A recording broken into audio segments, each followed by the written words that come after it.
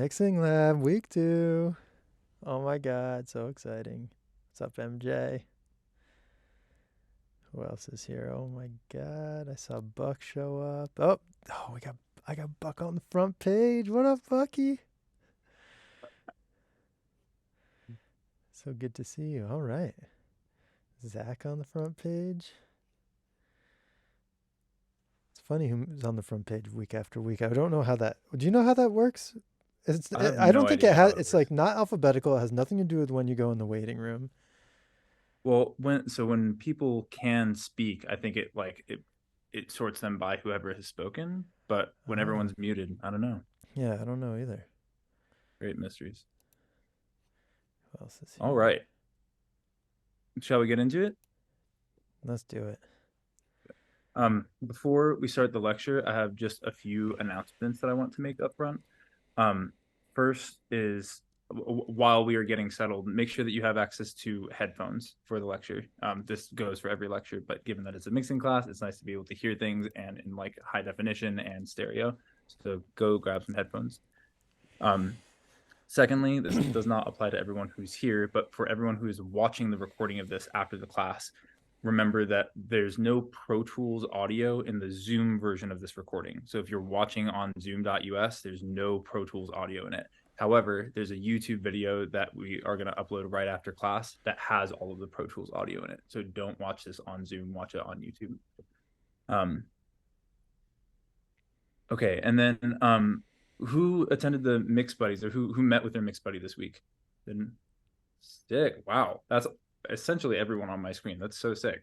Front page Well, crew. I yeah, front page crew. Well, my front page is huge. I have like 50 people on my front page. Oh, But that's so um, sick. yeah. So thank you so much for doing that. All of the feedback that we have heard so far has been really great, and I hope they continue to be great.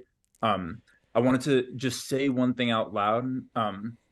That it was in the email that I sent out about the mix sessions, but I just want to like bring attention to it in class while we're all together.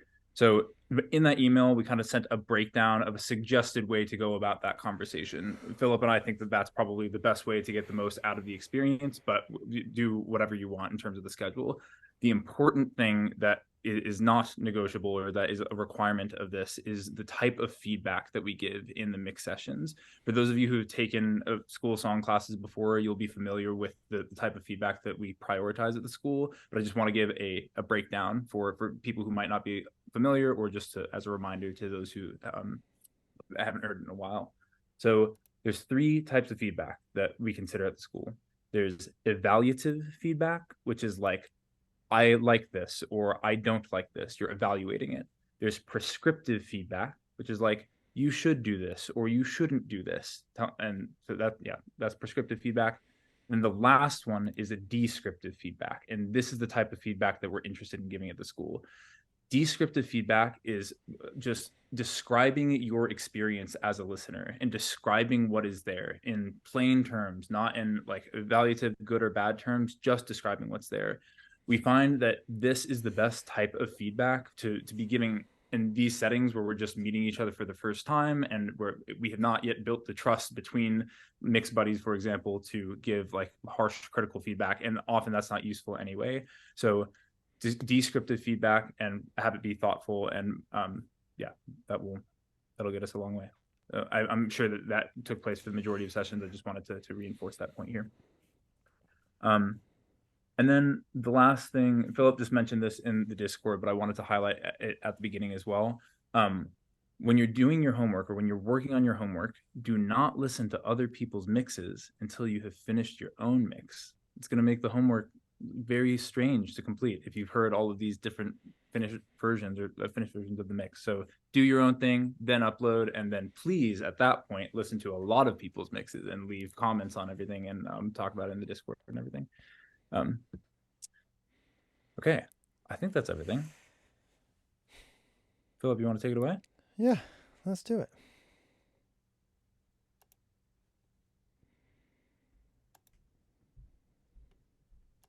Also, I guess we just did a brief test, but our levels sounding good? Can people just give a thumbs up to? Yeah, I know that last time we were having issues. Okay.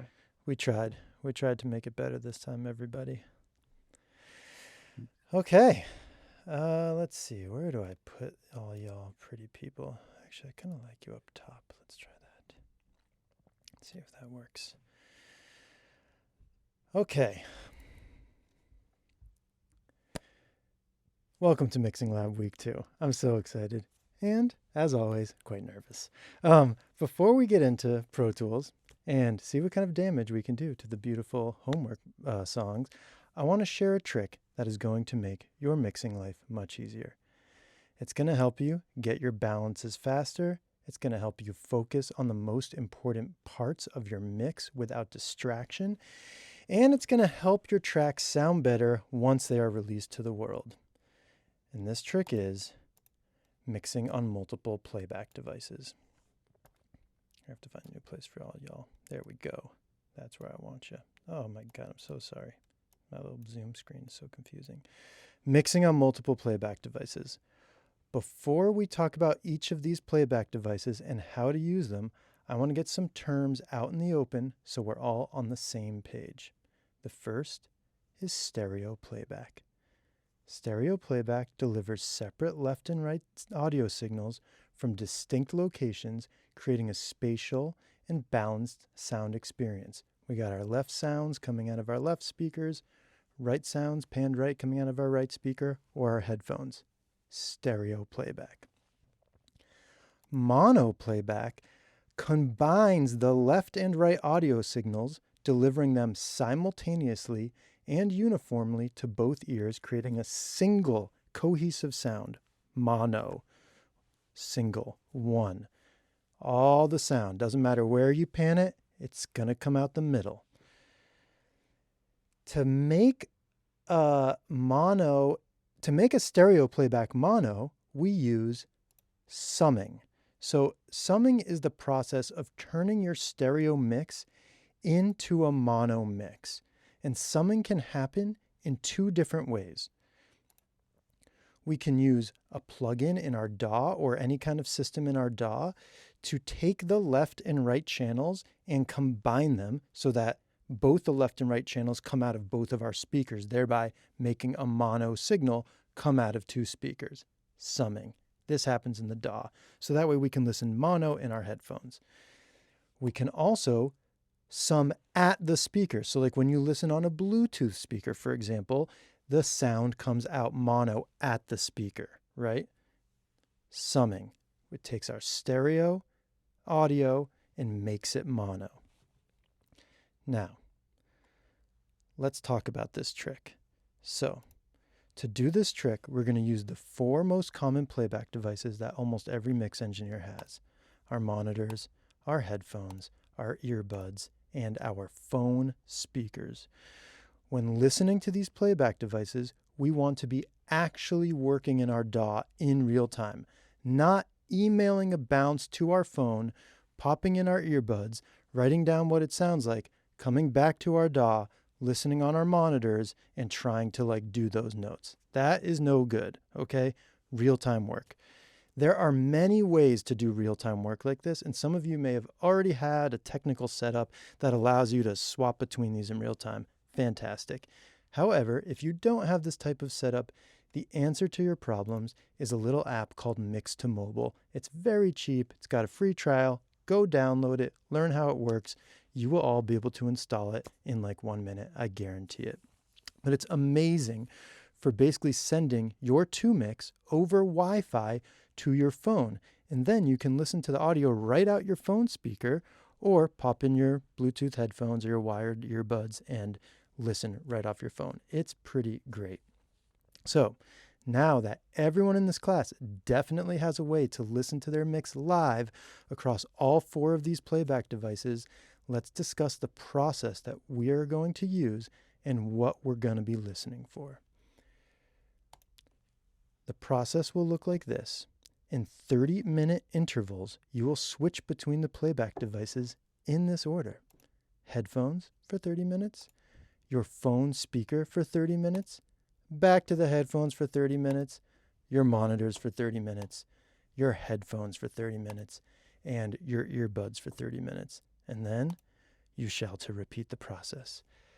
As you notice, we are mostly listening on headphones, and we're using our monitors, phone speaker, and earbuds to provide perspective shifts on our mix. So, let's talk about what we are actually listening for in each playback device. You might be thinking, what processes should I be doing on each device? Should I do my EQ work on the headphones and my reverbs on the monitors? Maybe edit on the phone speaker, do your compression on the earbuds? The answer is you do everything you would normally do on every playback device. There's no difference of process between these devices. However, it can be helpful to have a few special areas that we're just paying a little extra attention to in each playback situation. With headphones, pay a little extra attention to the overall frequency response, especially the low end, as it's going to be much more controlled in your studio headphones than on any of these other devices. Also, when I'm in my studio headphones, I'm really paying attention to my panning scheme, detailed panning scheme. On monitors, I'm just checking the vibe. How do I feel as the music hits me? It's also a great opportunity to walk around the room and see what it sounds like as you're like cleaning up your bedroom. It's a great just vibe. You're vibing on the monitors, okay? Don't care about the low end, just vibe. Earbuds, I'm listening for bite. And this is a little bit, might be confusing, but I find that basically every earbud I've ever listened to is like hyped in the bass. Do you guys know what I mean by that? Hyped in the bass is like it's got more bass than it should. And that makes all my mixes in the headphones, in the earbuds sound a little woofy. But this is actually kind of amazing because if we overcome the like low end woofiness in earbuds, our mixes are gonna really rip. And I love listening to like different pop mixes in the earbuds, and you can tell who mixed on earbuds because the mixes rip. Olivia Rodrigo's engineer, I bet, did. Okay, and then the phone speaker. We're going to be listening for mid-range blend and balance, in particular vocals, snares, and acoustics. We're going to do everything, but we're just going to pay close attention to those. And the last thing we're going to listen to on the phone speaker is the visibility of the kick. So we're not going to hear the boom of the kick. We're not going to hear the big, low, beautiful low one that you've sculpted, spent hours on. Hopefully not. But we're going to make sure we can at least hear the click of it. We want to know that the kick is happening. Okay, this is what we're going to be listening for across these devices especially, but we're also going to be doing everything. Do it all. Mix on your phone. It's going to be great. As you switch between these playback devices, you're going to likely find something really magical happens. A move that makes one playback device sound better makes all the playback devices sound better. Let me give you a quick example of how this works. I find it can often be hard to focus on the mid-range balance when I'm listening on a playback device that has beautiful low and high end, such as my headphones. Because my brain is constantly distracted by all the frequencies that I hear, it's really hard to focus in on one set. You know, I'm trying to tune out the high frequencies and low frequencies, but it's really hard to focus on the mid-range because of that. But instead, if I dial the mid-range in on my phone speaker, I won't have anything distracting me, and I can just focus on the all-important mid-range. Then when I go back to my headphones, that mid-range balance that I established on my iPhone or whatever phone will likely be much improved. But if you ever come across like a tug of war situation where like it's this wants this and this wants this, and it's like, who is going to win? There's a really easy solution. We just assign a judge, right? We assign someone to pick a winner. Who's the judge in this little quadrant? It's the earbuds. If our mix doesn't sound good in the earbuds, then we are completely fucked. Because most people out in the real world who listen to our mix, they're going to be listening on the earbuds. If the mix doesn't slap in the earbuds, it doesn't slap at all. And true story, when I check masters on records that I work on, that I produce, mix, whatever, I only check those masters on earbuds. Never on my studio headphones, never on my monitors. If the master doesn't sound good in the earbuds, forget it. Just goes back for a round of revisions. So before we move on, I want to touch on just some technical considerations of mono listening. The phone provides a virtual mono mix. Even if your phone is advertised as playing back stereo and you turn it some funny way, forget about it. It's basically mono.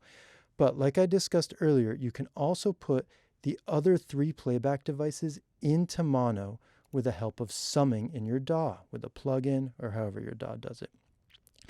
I like to flip to mono at least once an hour for at least a few minutes. And when I do, I'm going to pay attention to phase issues, disappearing sounds, and chorusing effects. This is something we can get more into in the Discord. You can Google it, but when you have 2 sounds that are out of phase and they sum to mono, they can kind of disappear. This is not good. We want to make sure all of the sounds that we heard in our stereo mix are still there in our mono mix. This can happen if you have out of phase drum overheads, for example. Another thing we want to watch out for is chorusing. If we have some widening effect on like a guitar or a vocal or something that does like a weird panning, delay, spatialized thing, when that sums down, it might just sound like chorus. In the headphones, it sounded wide and cool, but when it sums, it just sounds like you put a chorus on the vocal. This might be cool. You might be down for a chorus on the vocal, but be aware of this. The other thing to be aware of is volume changes. When stereo folds down, sums down to mono, things that were panned can change in their relational volume to things that were in the center.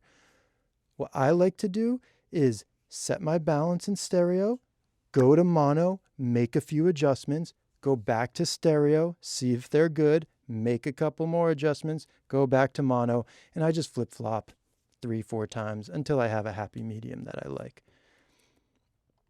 To recap, by ping-ponging around multiple playback devices while we mix, we're able to balance our tracks faster, pay better attention to what's really important in our mix, and make sure our mixes sound fabulous across multiple playback systems in the real world. And by checking our mixes from time to time, we are further giving our mixes in mono, we're further giving our mixes an insurance policy of sounding awesome everywhere. Let's take a few quick questions on this, as we're not going to come back to this topic today. We'll get to questions from people. There were a few that came up in the chat that I think will be useful to a lot of people, so maybe we'll start there. The first is from Mia. Can you define what out of phase means? And I know that this is a somewhat technical topic, so maybe you could touch on when you would come up against phase issues, like in a practical sense, more than the like, mathematical definition. The practical sense is when you're recording a single sound source with 2 different microphones, you could end up having those 2 microphones be out of phase, which means that the time between when the sound gets to the 2 microphones is like a very special difference. It's not just it's different, it's that it's like a very specific difference, which is highly technical, and you can Google and we can talk about in the Discord. But when that happens, they can sound kind of crazy, but if you don't know what out of phase sounds like, you might not be able to just like pick it out. It's like kind of something I feel like you have to learn to hear, like, yeah. So you learn it eventually, but we can talk more about it. But yeah, that's what causes it. Multiple mics recording the same sound source. Also, there's like some weird digital effects from the 80s that tend to do it too. But those probably aren't going to come up. On your synth, if you have a weird 80s synth with like a funny reverb setting, watch out for the phase. Great. The other question from the chat was, can you just say again what you mean by listening for bite in earbuds? Like, what does bite mean? Like, I just wanted to it's really hard to describe. I guess if I was going to use a technical term, it's like mid-range aggression, but like it just like sounds like it's going to rip my ears out. That's what I want it to sound like. I don't know. I will try to, in the Discord, put some like popular release songs that I feel like sound mushy in earbuds and some that have bite, and we can kind of like hear some examples like that. But yeah, play it. I'd say if you were like, how do I get it to sound bitey? It's kind of mid-range power. And Cool. like So making sure the low end isn't too loud. I want it great. to So rip my head off. That's how I think about the earbuds. That's really it. Even like that new Adrienne song, it's all soft, man. I kept EQing it until I like thought my ears were gonna bleed. sweet. So bite isn't ideal. Bite is what you're like going Bite for. on the earbuds. I want it to bite hard. Cool. We'll just take these 3 questions that are here. This is just meant to be a short Q&A because we'll have another Q&A soon on as soon as we've covered more. But let's start with Carly. Hello, how's it going? What's up, Carly? Okay, you talked about sometimes when you're in one sound source, you'll make an adjustment that ends up benefiting all the sound sources. But I've had a couple experiences and always worry about making an adjustment in one sound source that compromises another one, especially like with volume and stuff. Do you have any? Yeah, well, first of all, the worry part is like I can't help you there. You're gonna have to just get Thank over you. that. That's I got that. between you and your therapist, obviously. But Obviously. as far as once you get over the worry part and you're just actually faced with maybe an actual problem, like it sounds good in my headphones, but bad on my phone speaker. Now it sounds good in my phone speaker, bad on my headphones. Put in the earbuds, make it sound good there. Winner. Oh, okay. Yeah, the earbuds are your Cool. judge. Yeah. When Nice. when conflict occurs, the earbuds come in and they settle the debate. Awesome. Thank you Yeah. so much. King Solomon. Okay, Jack. Hey, how's it going? I was wondering at what point when you first start a mix, do you start to do these like the 30-minute intervals? Because I would imagine that you kind of take maybe an hour to do it on headphones or monitors first. But yeah, when do you start it? Right away. Right away? Okay. Right away. And honestly, you can also start okay, so that little like loop that we're doing, that's the loop, but you can start at any point in the loop. Try starting your mix on your iPhone for 30 minutes, then put your headphones on. It's going to be like really cool. Yeah, do it right away. Don't hesitate. Dive right in. Yeah. All right, great. Thank you. Yeah. And last question from Shiloh. Oh, and I'll say one more thing about that. Maybe it would be fun on the jukebox to put this week where you started your mix, where you did your first 30 minutes. That would be interesting to know. Yeah. That'll be cool to see. Yeah. Okay. Last question from Shiloh. Howdy. Howdy. This is a bit of a technical question, but like knowing that you use Pro Tools, I bought AirPod Pro 2s to like do this exact process, but then I was like got to Pro Tools and I was like, oh, unlike Logic and Ableton and all these things, you can't just like natively Correct. use them. And I've gone through hours of being like, how the hell am I going to do this? Setting up auxiliaries, like trying to find outside Yes. programs for free. And I've been like, Disaster. well, this just so annoying. So I want to see what your solution to that is. Mix to mobile.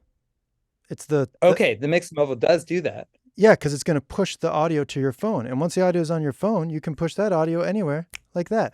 Put it on your AirPods, put it on your Bluetooth speaker, put it anywhere. Once it's on your phone, you could AirPlay it to your Sonos system, whatever you want. Is there Real-time like mixing. any latency with that? Like it's super small. You can edit. You can edit with it. It's fine. Okay. It's great. You're gonna Mix to mobile is freaking amazing. You're gonna love it. Honestly, playing your Pro Tools or your DAW, whatever it is, directly out of your phone speaker is like the first time you do it will be a magical transcendent moment. I'm so excited for everybody here. It's so sick. Awesome. Yeah, mixing like right out of your phone speaker. It's so fun. You're gonna love it. And it really does make your mixes sound better. Sweet. All right. We good? Should we keep going? Yeah. Let's keep going, and we'll do another Q&A soon. Oh yeah, we're gonna do so many Q&As, y'all. This is a conversation.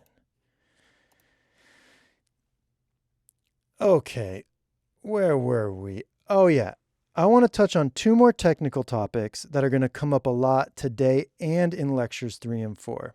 Okay. Well, yeah. Okay, we talked about that. You can do it like that. Those are automation. And let me just start by talking about automation.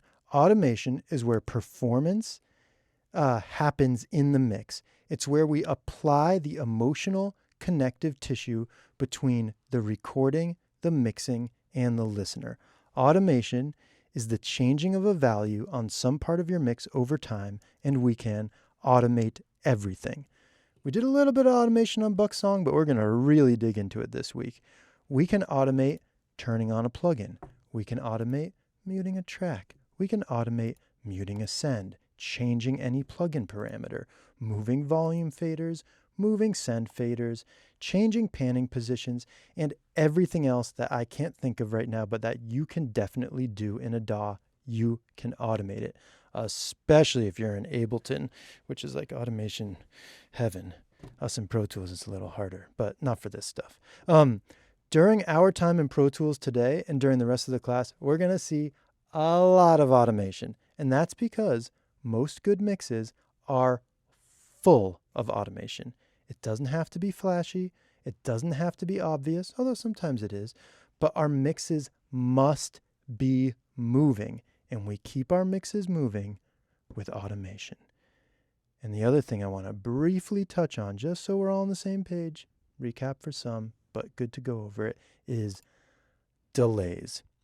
I'm obsessed with delays. I think if I only had one plugin to mix a record with, it would be a delay plugin.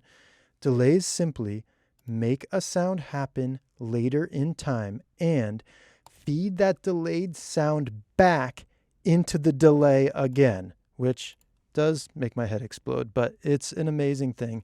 We're going to get into feedback. The more we feed the delayed sound back into the delay, the more repeats we get. Depending on the initial time of the delay and the amount we feed back in, we can achieve almost any time-based effect, such as reverbs, choruses, flangers, slapbacks, echoes, loops, doubles, pitch changes, and probably anything else too. This is because when you fuck with the fabric of time like delays do, you can do anything you want. Now, I'm going to use a lot of delays in this mix today. They will almost always be doing very different jobs. If you want to learn more about the technical ways that different delay plugins work and the hardware ancestors that many of them are modeled on, we can get into that in the Discord. But for now, the thing to remember, delays make sounds happen later in time, and this means delays can do anything. Okay. Let's talk a little bit about your mixes this week. They were absolutely fucking amazing.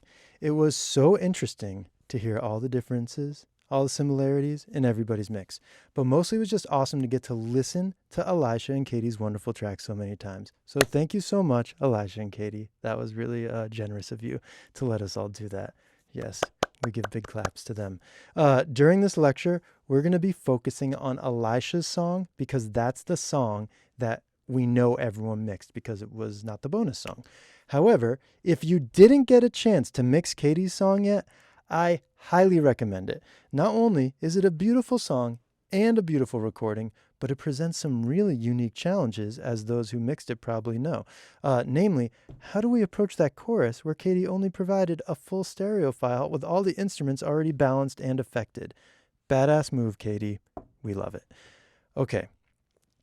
Everyone did such an different and interesting things with Katie's song, and if you want to hear what I did in my 2-hour mix, you can check it out by clicking on the link in the course page, which will be available after class. I'm going to link there to my 2 songs. I'll put them on the jukebox after class.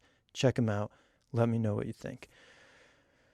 Truly, I thought everyone grabbed onto different aspects of these recordings and really made them their own. I heard a ton of creativity, adventurousness, also beautiful tenderness, honoring the song, great balances, great tones. Well done.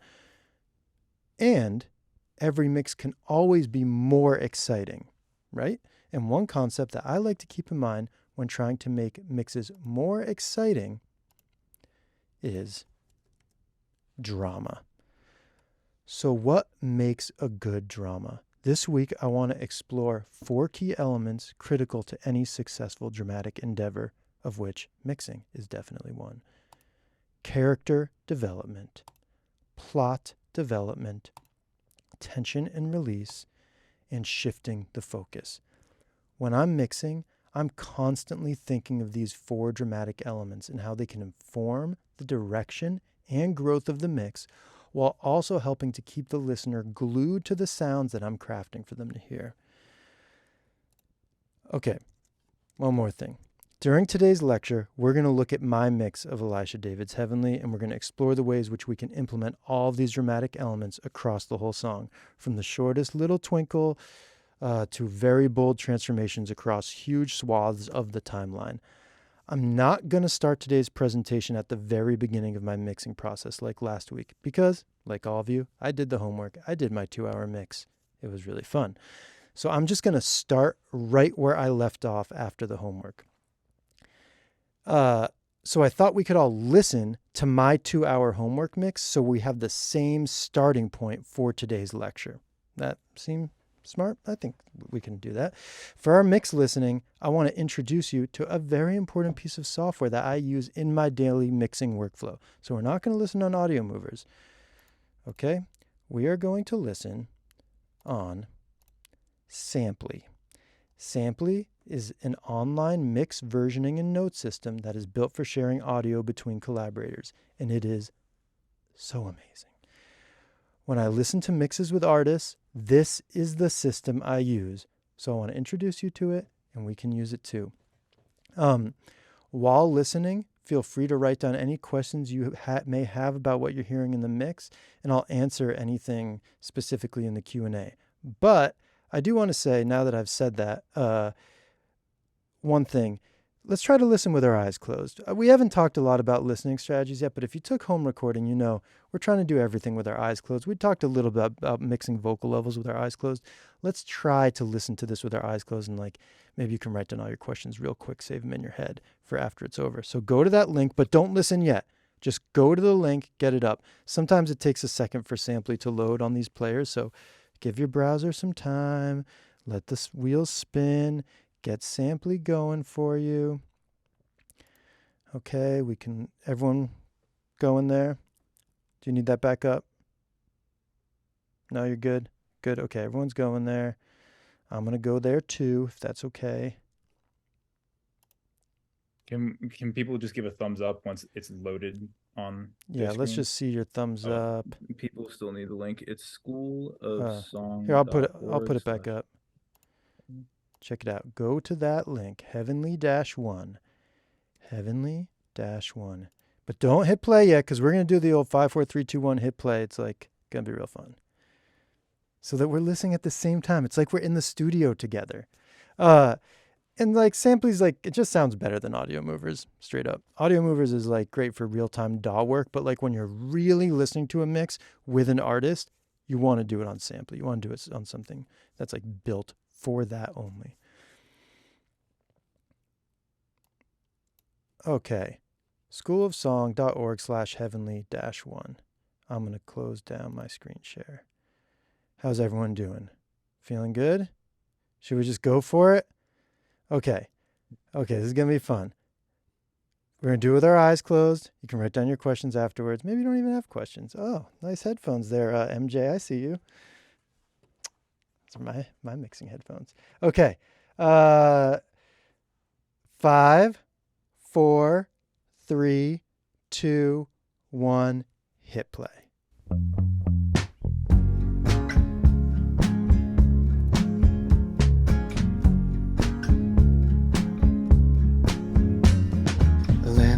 Tree and eyes that waited for me, and I had to let go of things I had known, and I had to let go of things I've shown.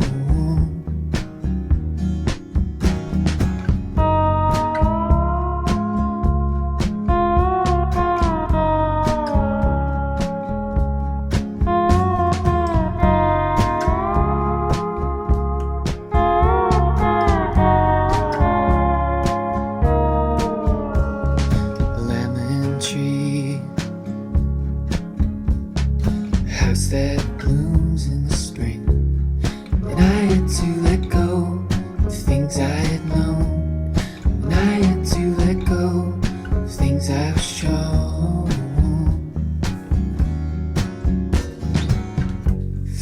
me.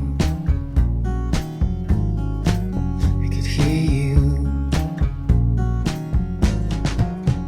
I heard you sing over the kitchen sink. You seem to be some kind of heavenly.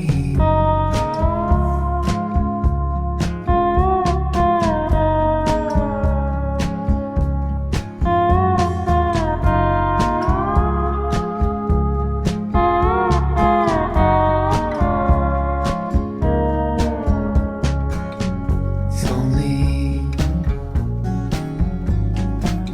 could hear you. I heard you sing over the kitchen sink. You seem to be some kind of heavenly.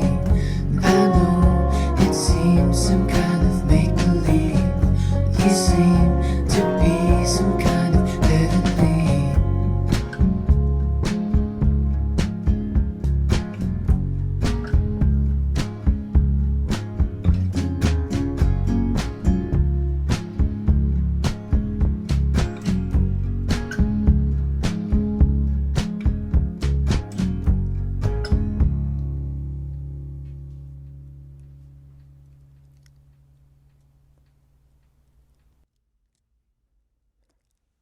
All right, Wow, there's I muted you, Phil. oh, 100%. All right, Great work. Elisha David.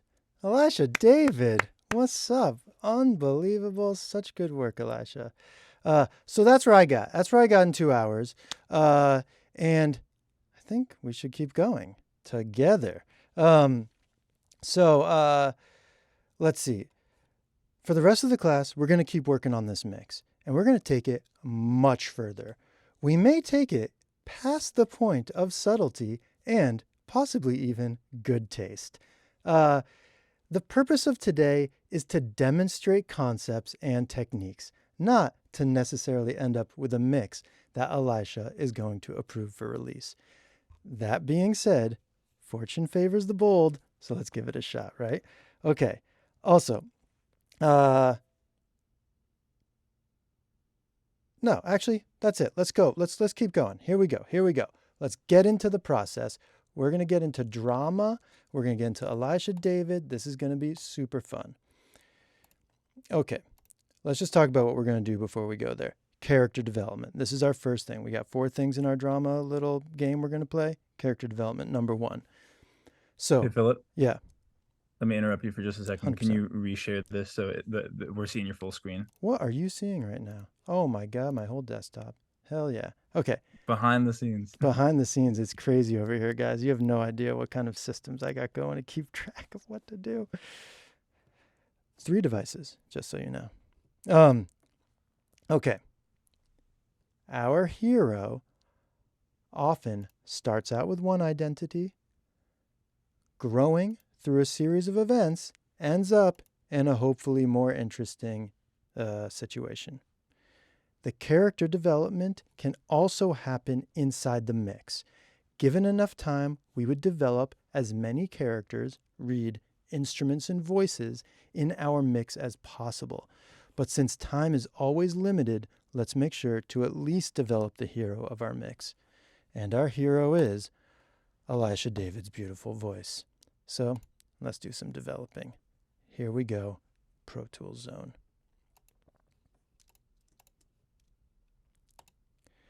Welcome to Pro Tools, everybody. I know you've all been dying to get here. Also, how amazing was everybody's work in the DAW this week? I was loving following along to y'all.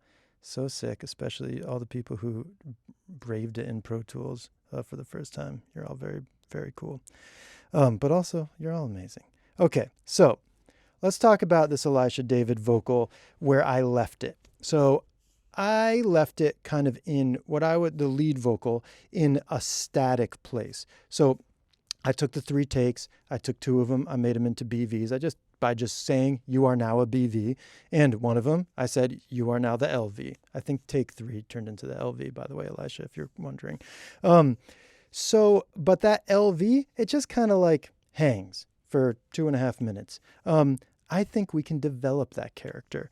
And let's listen a little bit to like an area where we might like do some developing. So let's listen to verse 2 through C1 all together, hear where it's at. Just refresh ourselves. I know we just listened, but let's do it one more time. Oh yeah, I'm sorry. Does everyone have audio movers up? Do we need to put that on the screen? Let's put it on the screen. Yeah, Blue, can you put that in the... Chat schoolofsong.org/listen. Oh yeah, there it is. Okay, hold on. You guys see that? Yeah, Yep. you can see it, of course. I don't need to ask you guys. Of course you see it. Okay. Are you seeing the numbers climb in there?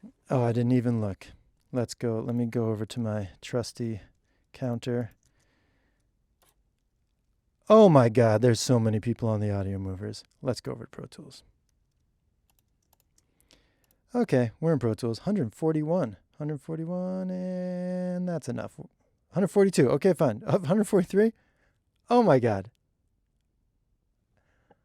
Looks like we're stabilizing around 147. Then we're just going to pretend that's the last of you. Okay. Developing the lead vocal. Let's take a listen to verse 2 and to C1 because I think this is going to be a place where we could do some work. So let's just see where our bass line is. Lemon tree, house that blooms in the spring. And I had to let go of things I had known. And I had to let go of things I've shown. If only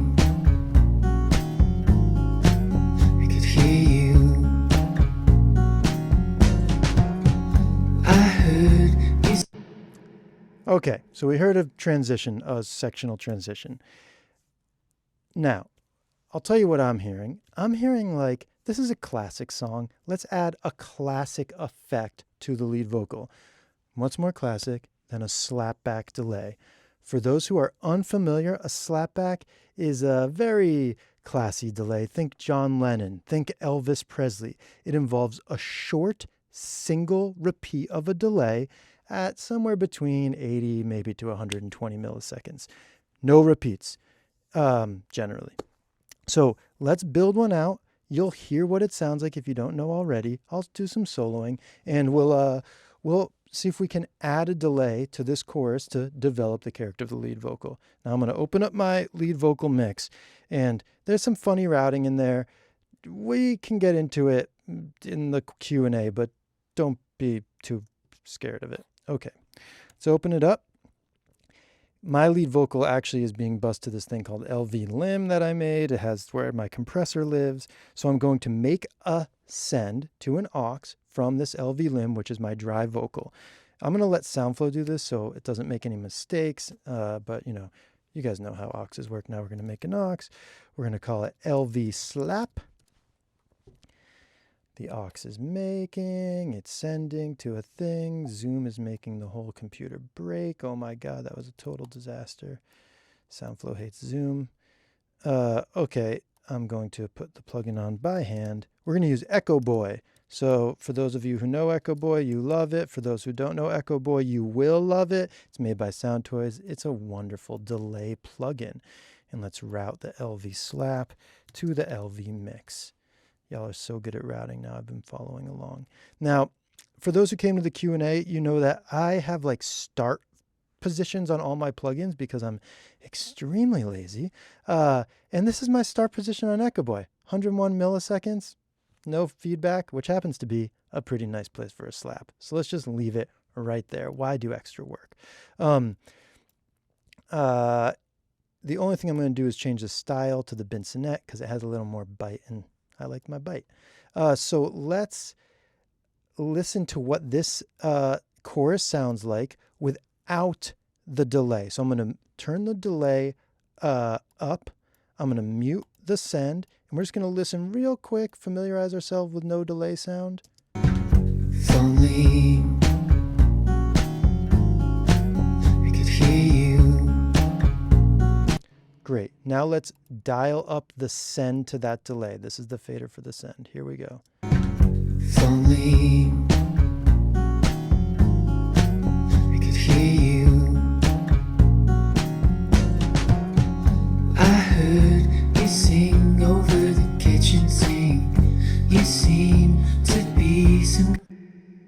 Great. I got it in a place that I like, and I want to play that for you soloed so you can really hear what the delay sounds like. So I'm just going to solo the whole LV mix.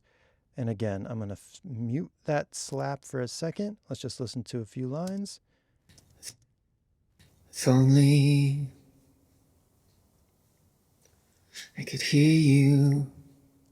And now let's hear what that slap sounds like. If only I could hear you. Subtle. I heard you sing over the kitchen sink. Subtle, but effective. We're not looking to blow people away. We're just looking to make a small change to keep the subconscious interested. So let's listen to it in context now. And, oh, I should say, we got to automate it. We got to turn it on. So we're going to automate the send. You can do this in your DAW. We're going to automate the mute of the send. So I'm going to expose that mute automation lane on the LV limb. And now if I toggle the mute, you see this line turning up and down? That's the mute automation. You see that flipping back and forth, that white line? Hopefully you do. So I'm going to mute it, and then I'm going to unmute chorus 1, but I'm only going to unmute the first 2 lines. The reason is we still have chorus 2 to develop, and we can do the whole of chorus 2 on delay. So now this is our kind of like a little picture of our delay development. No delay for all of verse 1 and 2, delay on the beginning of chorus 1, but not on the end of chorus 1, and then delay on all of chorus 2. So let's listen to what we just made. It's going to be subtle, but hopefully effective. Here we go. Oh, and you can watch this send mute turn on and off while that happens. No, when I had to let go of things I was shown. If only I could hear you. I heard you sing over the kitchen sink. You seem to be some kind of heavenly. And now chorus 2. If only I turned it up. could hear you. I heard you sing over the kitchen sink. You seem to be some kind of heavenly. And I know it seems some kind of make-believe. You seem to be some kind of heavenly. Nice. We got a little development on the lead vocal. Let's keep developing the vocals, but this time let's develop the background vocals. Because Elijah sang it 3 times, so all 3 times needed development. Let's close down that LV mix. Thank you, LV mix. Let's open up the BV mix. Okay, so the BVs I love using doubles like as BVs in general. And so thank you, Elijah, for providing 3 tracks, the perfect amount for a lead and hard pan backgrounds. Okay. I want some harmonies in this song.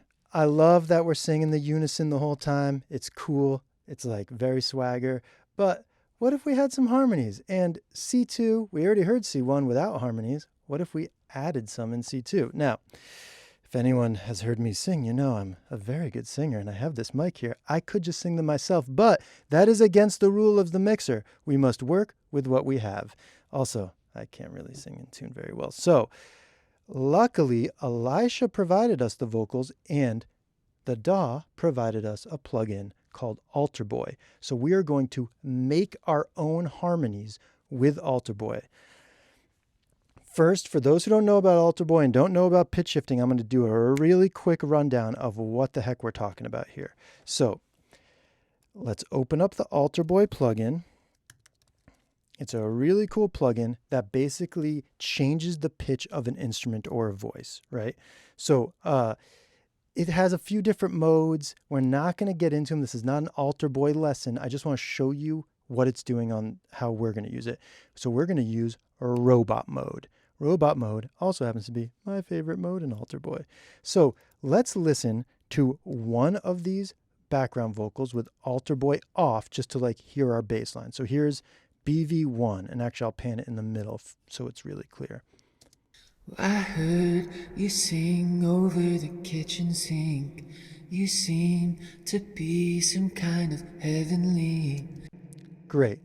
Now we can use Alter Boy robot mode to change the melody. So Elisha's singing ba ba ba ba ba ba ba ba da ba, but robot mode is going to make it so he can sing any melody we want.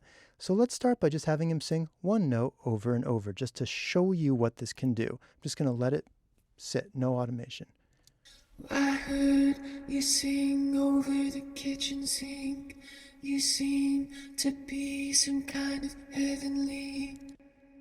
Now, if I moved this pitch knob around while that part was going, we could essentially make a brand new melody.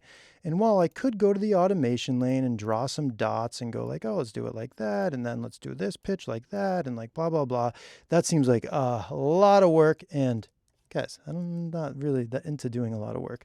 So I figured out, I don't know who's actually told me this. I would credit them if I could remember, that you can play Alter Boy, the automation, with a MIDI keyboard.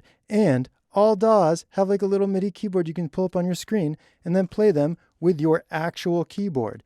So we just have to route that keyboard to Alter Boy. It's very easy. So I'm going to do that right now. So let's just make a new track. Now every DAW does this differently. You go in the Discord, you look up how do I send MIDI from a MIDI track to Alter Boy. I'm going to call this Harmony MIDI. And all this MIDI is doing is controlling Alter Boy. That's it. Okay, I'm going to set it up to record. And we're going to stay with it here. And so now with my keyboard, now when I hit my keyboard, oh yeah, check that out. Isn't that, that is pretty cool. See, I'm making Alter Boy change the notes as I hit the keyboard. So now we could play that back, and I'll just hit random notes. So first let's start with no music, okay?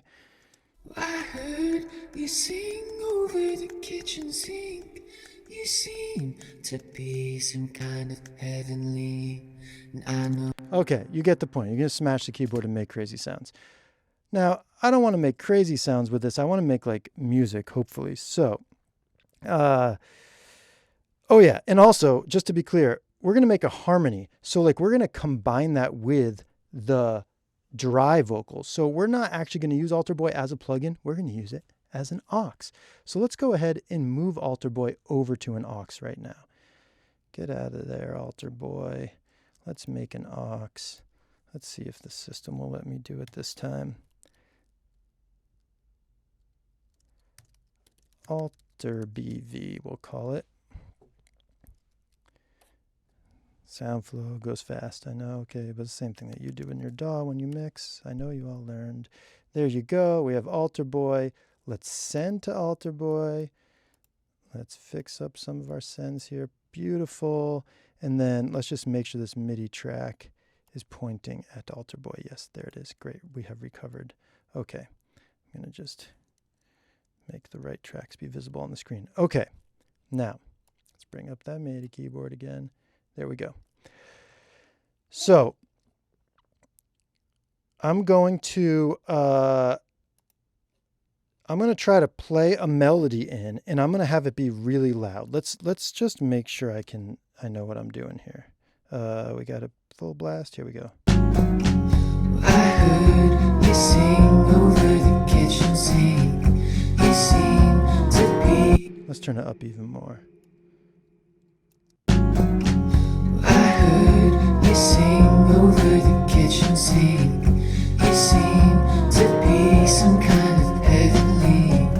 I know it seems some kind of make-believe. Okay, great. We got some send to Alter BV. Yeah, great. I heard you sing over the kitchen. Great. Okay, so now we have to perform. This is where it gets kind of scary. Okay, so I'm going to try to play a melody on this little MIDI keyboard, and you can do this at home. It's really fun. Okay. Philip, Yep. real quick, you're not in robot mode. That's why it sounded weird. Thank you. Thank you, Joshua. I heard you sing over the kitchen sink. Yes, okay, that's what we want. I'm like, why does this not sound right? I'm going to go for it anyways. Okay, here we go. Thank you. So I'm going to try to perform. I really want you to see this. I'm just going to make it smaller. I want you to see the MIDI notes get written. Okay, here we go. Might take me more than one take.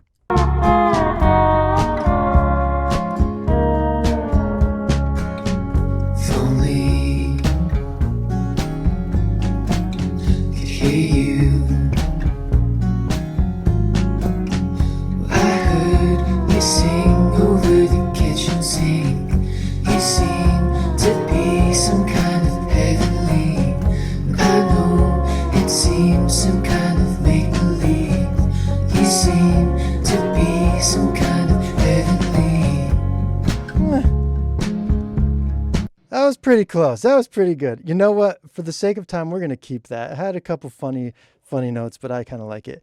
Now that we have it, let's just solo it so you can really hear what's going on. It's going to sound, in my opinion, not like the right vibe, but hopefully it'll work when we turn it down and send it to the reverb. So I just wanted you to hear really clearly that we have a new harmony. Here we go. If only, Oh, let's let the MIDI play. if only could hear, Solo the MIDI. There could hear. you go. If only could hear you. Well, I heard you sing over the kitchen sink. You seem to be some kind of heavenly.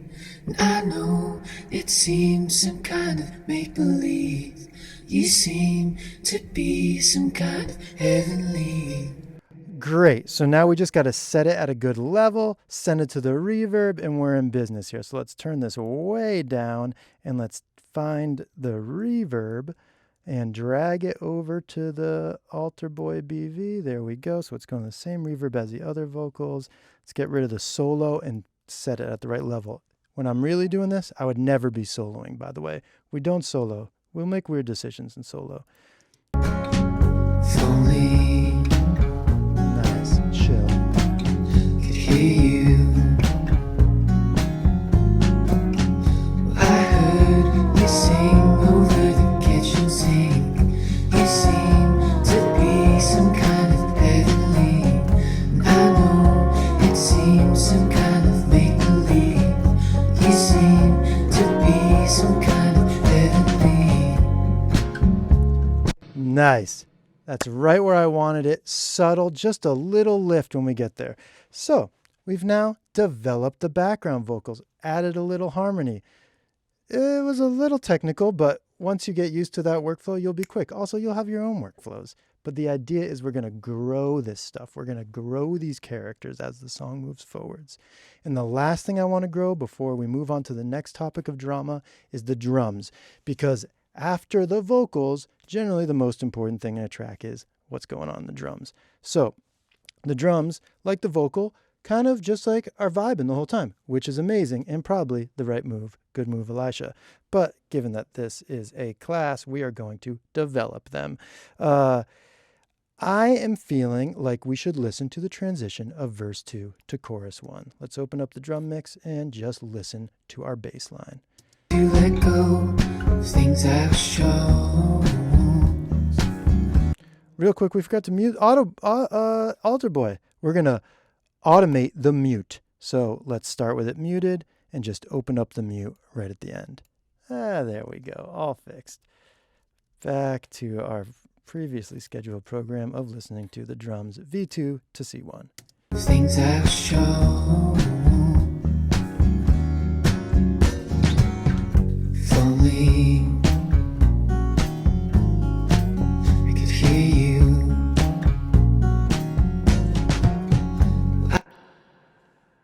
Okay, so what I'm hearing is that it would be cool if like a whole like other darker drum part came in there that maybe wasn't even played. We can use delay to create this. So I'm going to make a synced delay that enters in at chorus 1. So I'm going to set it up, I'm going to show it to you, and I'm going to explain what a sync delay is for those who don't know. So I'm just going to select all my drum tracks, send them to a new aux. We're going to call that aux drum delay. Here it comes. And guess what plugin we're going to use for delay? Our favorite, Echo Boy. What's up, Echo Boy? Okay, so slapback delay, we went with 101 milliseconds. It wasn't about what the tempo of the song was. We just wanted something that went like that fast. For a sync delay, and 101 milliseconds is not synced. It has nothing to do with the tempo. A sync delay is going to have everything to do with the tempo, so that when the drums go boom, boom, or boom, boom, boom, our delay can go ba, ba, ba, ba, ba, ba, ba. Synced. It's in sync with the timing. Thank God Elisha provided us the tempo of 106. So I'm going to take this delay here and I'm going to change it to note value. And I'm going to send all the tracks to it. And we're going to do a little bit of a silly test here just so you can like get a sense of what a sync delay can sound like.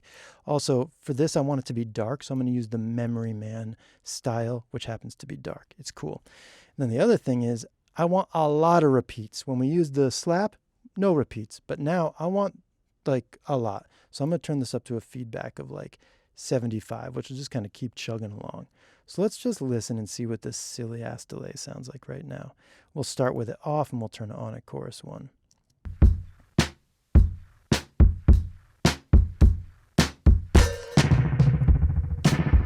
That's 30-second.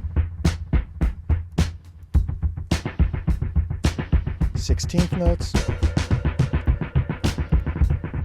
Quarter note triplets. You can see it's synced to the music.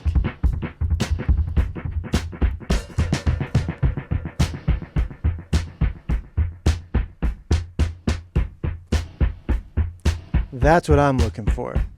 Eighth notes. Funky, old eighth notes. Okay? So, let's listen one more time to how those eighth notes work.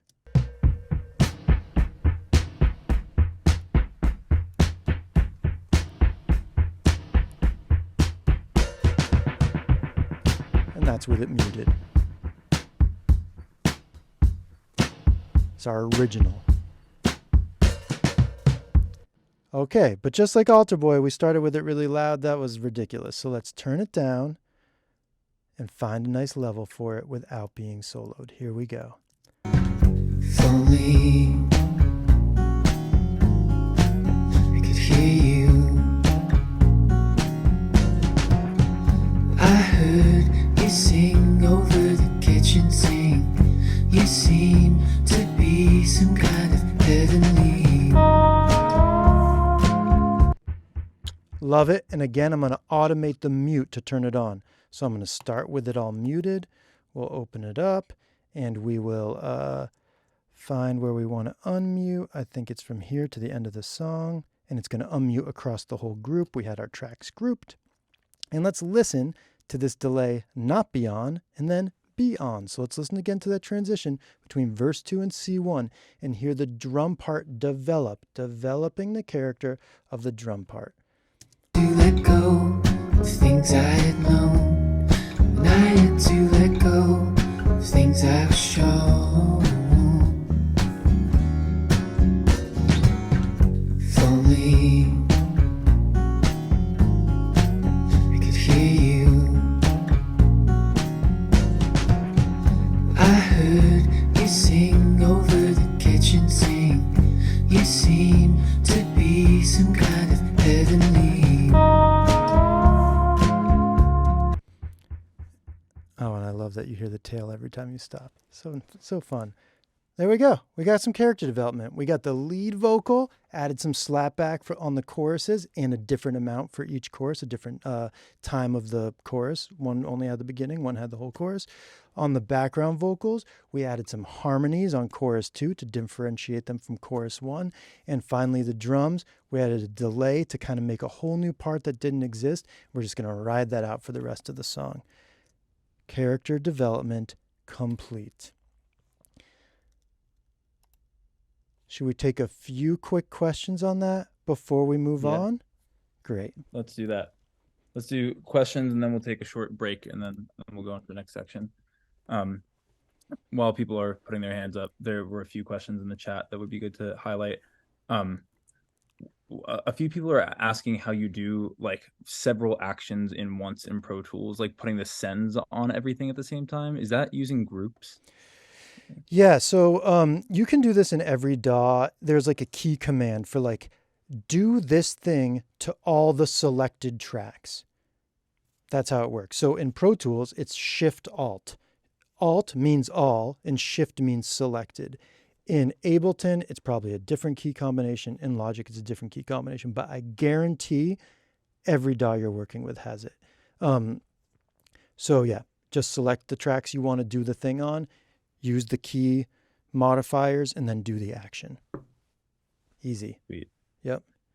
And then related question, Joshua asks, is there a reason why you put the sends on all of the individual tracks rather than just putting a send on the drum bus as a whole? Absolutely. So the reason we do that is because right now I'm thinking I want on every track, but I might send this to Elisha and he might be like, yo, this is dope, but like, I don't want the floor tom to be going into this delay. And I'll be like, oh yeah, no problem. I have the sends individual, mute, floor tom, good. What else you got? If I put it on the drum mix, I'd have to be like, oh, okay, well, let me rebuild all my routing. Oh shit, now it also sounds a little different. And like, now we're dead. So you gotta like, even though it might seem a little more complicated, you're having a good workflow that provides maximum flexibility is really important. And so generally the most granular that you can do something, the more flexible you'll be later, which means you can just stay like creative, basically. That's how I think of it. I don't want to back myself into a technical problem where I don't have to. Although, as you maybe saw in this, I did do some processing on my drum mix. So, Great. Okay. Does anyone have questions on the three things that we just covered? The slap back on the vocal using Little Altar Boy and the delay on the drums? yeah, or concept of character development at all. Yeah. Ryan? Yeah, you mentioned using the Memory Man, I think it was, the Memory Boy one, to give it that dark sound. And I thought it really did something nice to like tame the snare sound. Is that something that you could use stylistically if you wanted to have more of that dark snare sound? Because I found I didn't love the snare sound I got because it was so bright. So I think using like, as you said, like the characteristics within Echo Boy to shape a tone. Yeah, totally. So that's like one of the benefits of that process is because of how I set the delays, that dark snare was happening also at the same time as the snare because of how the repeats worked. So that snare became louder, but also darker relatively. So yeah, we can use it for that. We can also use Echo Boy at 0 milliseconds and use it just as like a color plugin. And I do that all the time. It's just a great, like essentially an EQ. And in that case, I wouldn't use it as a send. I would just stick it right on there. But anytime I'm using it as an actual delay to make something later in time, I'm virtually, I would say 99.9% of the time using it as an aux. Very cool. Thanks. No problem. Ollie? Hey, Philip. I'm wondering how you avoid like having an effect sound like it's coming out of nowhere or just coming in really quick and disappearing. And then I get into the trap of like feeling like I have to use that effect in the beginning, middle, and end to create like a drama with it as opposed to like it coming just in. Yeah, I mean, I guess the answer to that would be like having it set at the right volume is important. So like making sure your bass line is strong. Like I want a really good foundation that can like hold up on its own. And then when I add in all these things for drama, they don't need to be much, right? Like those moves are actually, we're not very loud. Like we'll have a bounce of this mix at the end. And so you can listen to it and they're subtle, but subtle can be really effective. And you can also like spike them up just for a second and then bring them back down. And like that can like get away from having to feel like you're like stuck with it. But yeah, I would say don't be scared to have things come in and out. That's good, first of all. And two, you can try being a little more subtle so you don't feel like when it disappears, your whole mix falls apart. Thank you. We'll take the 3 remaining questions that are on here, and then we'll have another Q&A later. Evan? Hey, how's it going? I'm wondering if you avoid printing effects, just for the potential barriers of, losing flexibility as you get revision requests. Yeah, so I will not avoid printing an effect that requires printing. Like, I won't go out of my way to do something that okay, let's quickly define printing. So printing is when we have an effect like on an aux and we hit a button that and every dot's different, but that commits that effect and turns it into audio. So now that aux isn't doing anything more. We've recorded the sound of that delay. Now it's just another track that we could call drum delay. That would be an audio track. That's printing. I print when I need to print. You need to print when you're using outboard. I mix a lot through. I have a ton of outboard gear that I mix through here. That's always being printed. I don't hesitate to use it. I'll print certain processes that are super fragile. So Melodyne, weirdly Track Spacer, if anyone's ever used Track Spacer by Waves Factory, fantastic plugin. Very unstable on HDX or Carbon, which is a Pro Tools interface, must be printed. If I have a super complex thing that's weighing down my DAW, I'll just print it. But in general, I leave everything live. I don't print for fun. Yeah, I hope that kind of answers the question. We can get super deep on printing in the Discord. I love talking about printing. Awesome. Yeah. Thanks. No problem. Mostly I print for outboard. That's 99% of the times I print outboard. Philip, someone asked in the chat and I answered for you, but I'm actually not sure. Was any of this outboard? Absolutely was any of this not. mixed? Oh, okay. No, this is a digital plug-in mixing class. Come on now. Yeah, That'd be so mean. If I opened my DAW and there was just all audio and I was Nothing. Guess what I did? Wait, Also, just to be clear, it Josh? does not sound better on the outboard. just more fun. Maybe. Yeah, Josh? Nominally. So just as a rule of thumb, do you try and take most of the primary elements of the song and find a way to develop them from one section to another? And I guess a corollary would be, are there situations in which you think it's best to actually not affect some little change, some little drama, from one part of a song to the next? So, as a rule of thumb, I generally want there to be development the whole time. Yes. In practice, it doesn't happen all the time. And it could be for a million reasons. One, I don't have time for it. Two, I don't hear it. I want this to develop, but I don't know what I could do to make it happen. So I just won't do anything. Also, sometimes the performance itself is so dynamic that it's already doing it. What can I do to help develop that? Yes, I could do things, but I would just be getting in the way. So I back off. So no, every mix doesn't get touched the same, but I'm thinking of this conceptually the same every time.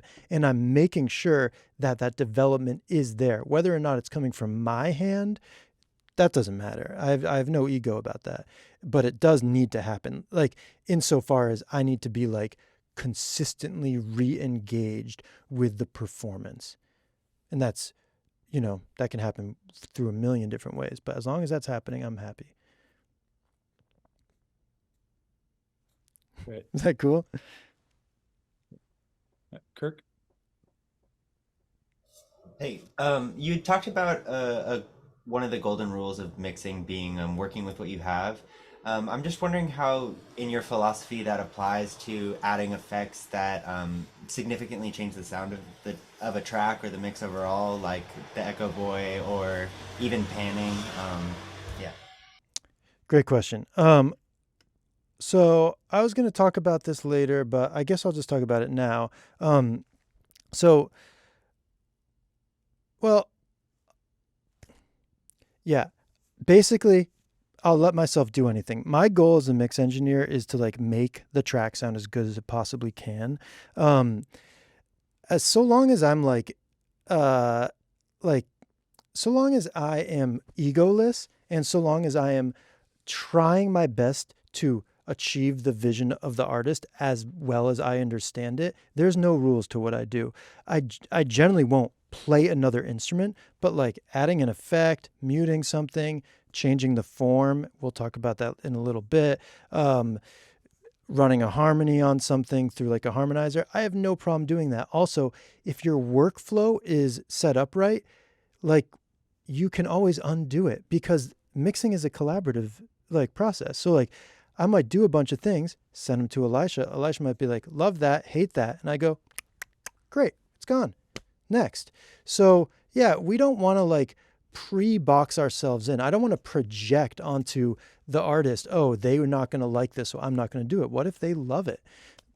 Always make them react. Be bold, make bold choices. The audio that you've been given is what you will work with. It doesn't mean that you can't change it. It just means that's your like ingredients and you can cook them up, spice them up, throw them in the Vitamix, see what happens.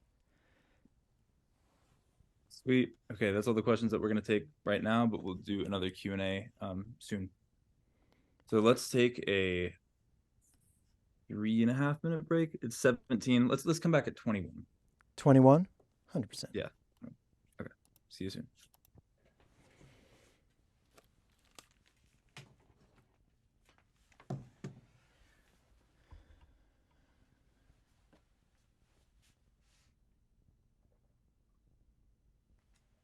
Yo. Great. Okay. We'll stay on this track.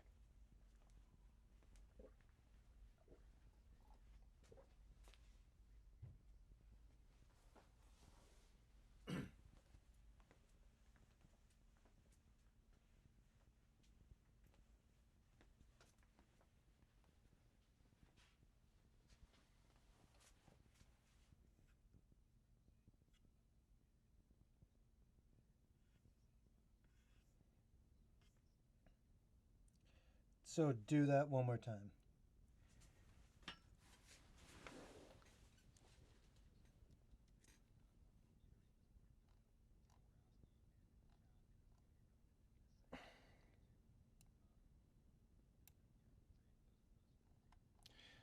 I'm gonna say it where it is in the deck right now. Like it's before I go to Pro Tools, but after I do the slides. Is that okay? Great. Yep. Okay. Okay. Bye.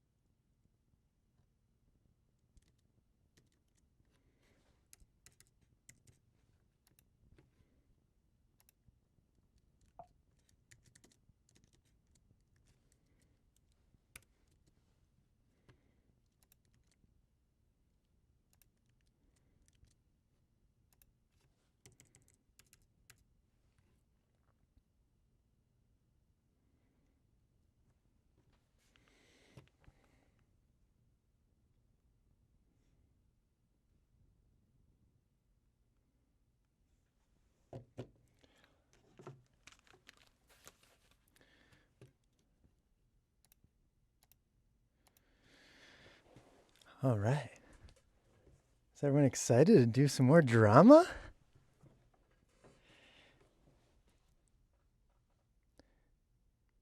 I was a drama kid.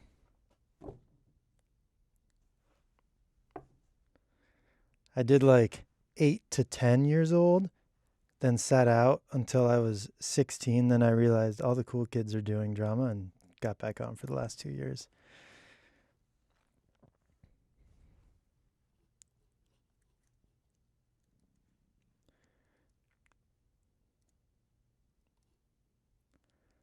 All right, we got B Ford in the house. B Ford. Got that Audio Movers link, B Ford? Check your text messages.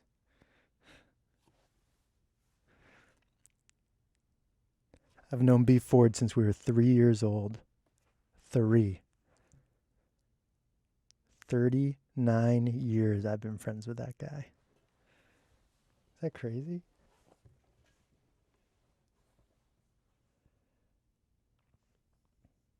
All right.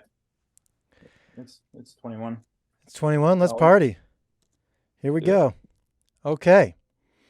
Ahem.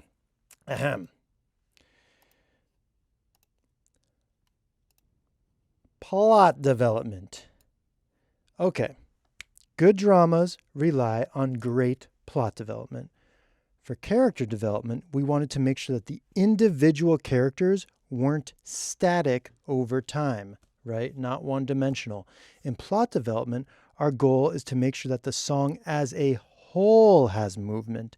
Character development is a part of plot development, but there are other tools that we can use for plot development specifically, and those are form and arrangement. Plot is form and arrangement. Even when an arrangement delivers us a dramatic plot from the start, there is always room as a mixer to enhance the drama of the form and arrangement.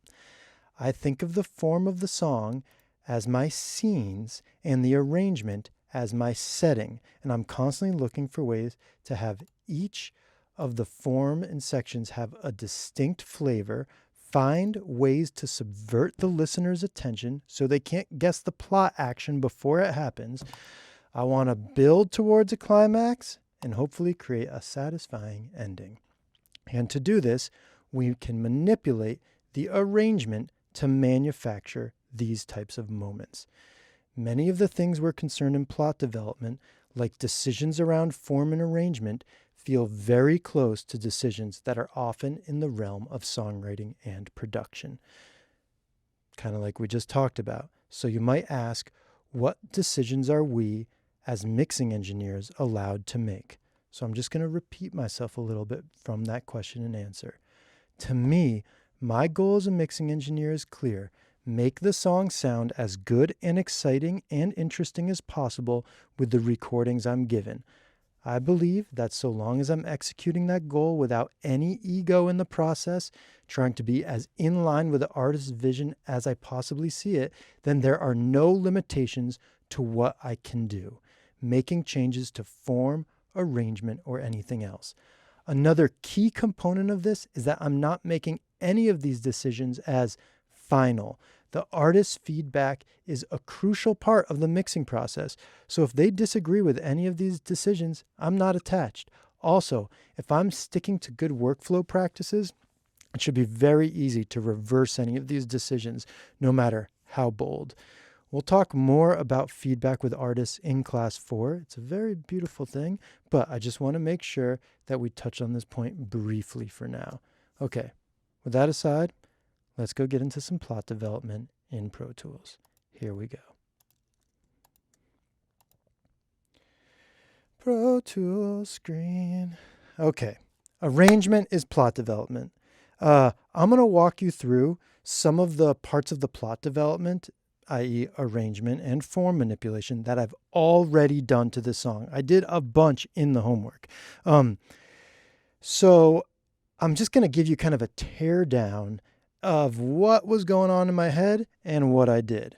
So, and since you all know the song so well, you probably maybe picked up on some of this stuff, but I'll expose the screen like this right now so you can really see like the arrangement in full. You can see all my little mutes and stuff.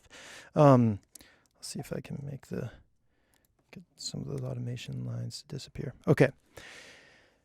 Now, I'm just going to walk you through left to right, if that's okay. Let's start with the intro. The intro of the song, as delivered, was 8 bars and had the pedal steel hook, or the steel hook. I don't know if it was a pedal steel. It might have just been a lap steel. My feeling was that steel hook is a very important part of the song, but not as important as the vocal. Given that the first instrumental came pretty quick, so we got that hook in like 32 seconds already, I felt like we didn't need to give away that plot point so early, i.e. in the intro of the song. So the first thing I did was I muted the steel, which you can see right here. You can see on my little screen, steel muted. As soon as I listened to the track with that steel muted, I was pretty happy. The only problem was it was pretty long at 8 bars with nothing happening in the melody. So the next thing I did was I just chopped 4 bars out. This gave me this was like a 2-for-1 in my opinion, because not only did it get us to the vocal quicker, which is always, well, mostly always good, 98% true, it also made the coda, which now is the sister section to the intro because they're both a section without a melody, different than the intro because now the intro is only 4 bars while the coda is 8 bars. So big win on plot development with just 2 little moves, mute the steel and cut it to 4 bars. So let's just take a quick listen to that intro going into verse 1 so you can kind of hear how that new intro is functioning differently than the stems that you were all provided. Let's take a listen.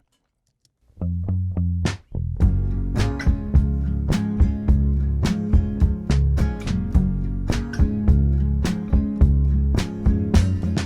lemon tree.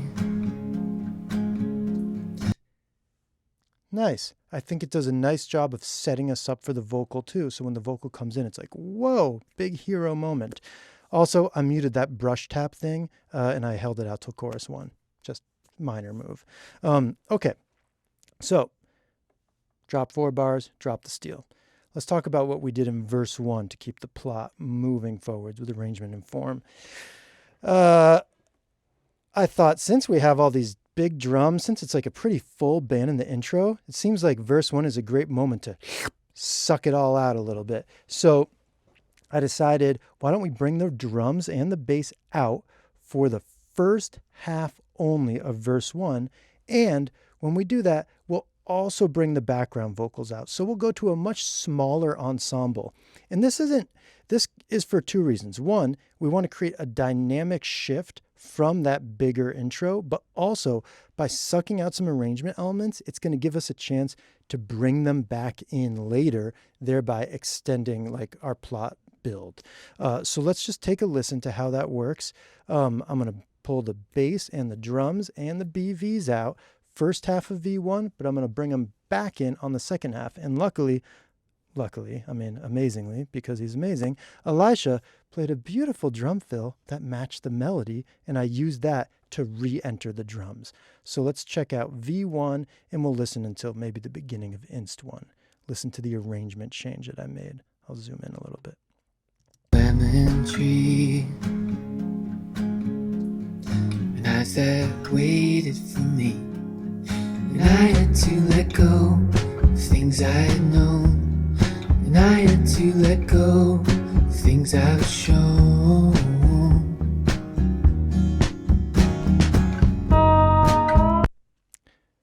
I also took the banjo out so we can have a nice moment for it special in verse 2. The other reason I took the banjo out was because now with all these arrangement changes, having the bass, the drums, and the BVs come in felt like a lot of entrances. To have also the banjo came in felt like we just don't need it to like move the story along. Again, the story is about Elisha singing this beautiful song about his partner doing the dishes. That's the important thing. So then we get to the instrumental section. Now we get the hook. Now we get the steel back in, and we've really earned it by like sitting through these first 2 sections. Our new hero comes in. We're so happy. Let's listen to that transition. This is our big moment to get the steel. Go, things I've shown.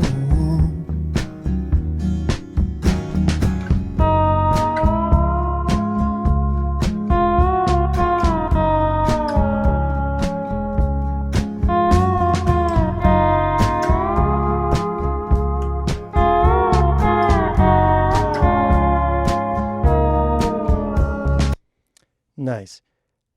Listening to it now, I would probably take that harmony out on Inst 1 and save it for Inst 2, but I didn't do that yet. But in my process, I would just go back, keep working over the song. Eventually, I would have thought of that like I did just now.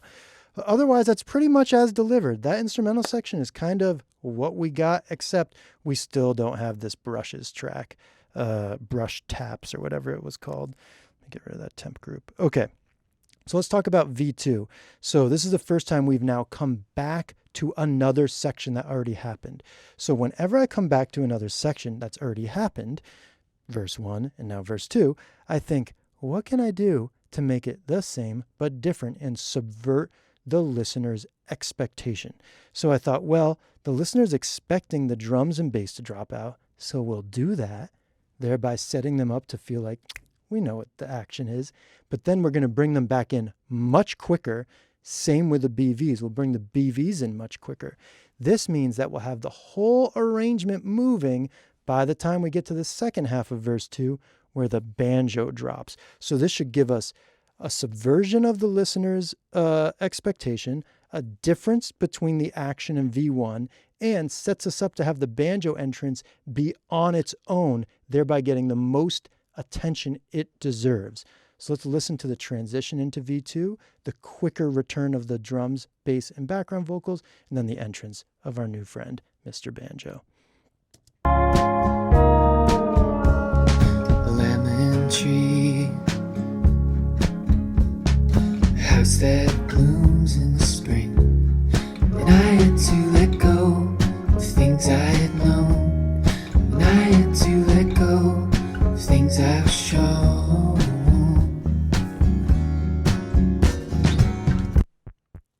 Hell yeah. Oh man, Elisha, I could listen to this song all day. It's so fun. Chorus, we made it to the chorus. We've kept the train moving. We've really earned our position here. So finally, it's time for those brushes tracks. And I thought I'd send them to a little reverb to give them a little extra juice, since they've done a nice thing for us by waiting in the wings. We want to give them a special moment. We also now have our drum effects that we've built, which are going to kind of lead this section away from the section it just had. So our drum sound is going to change in our arrangement. Our brush taps are going to come in. Otherwise, we're basically rocking the form and the arrangement that Elisha had. Let's just take a listen to where we're at now on chorus 1. Oh, we've got our new bass coming in. So just like instrumental 1, we're kind of going mostly with Elisha's arrangement, but we're adding a couple little things. And since we've held some stuff off, they hopefully will have a little more impact. So let's hear that transition. Listen to chorus 1. Things I've shown. If only I could hear you. I heard you sing over the kitchen sink. You seem to be some kind of heavenly. Nice. Great. That chorus is a nice lift now from V2. It really feels like a new, bigger section.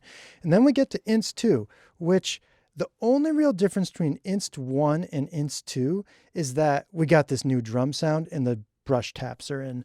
If I had more time, I probably would have tried to do more development between Inst 1 and Inst 2, like mute Steel 2, which I just thought of, or do some other hopefully subtle yet effective move. But let's check out what Inst 2 sounds like now with our new drum move and basically just hanging out at Elisha's beautiful groove. Kind of heavenly.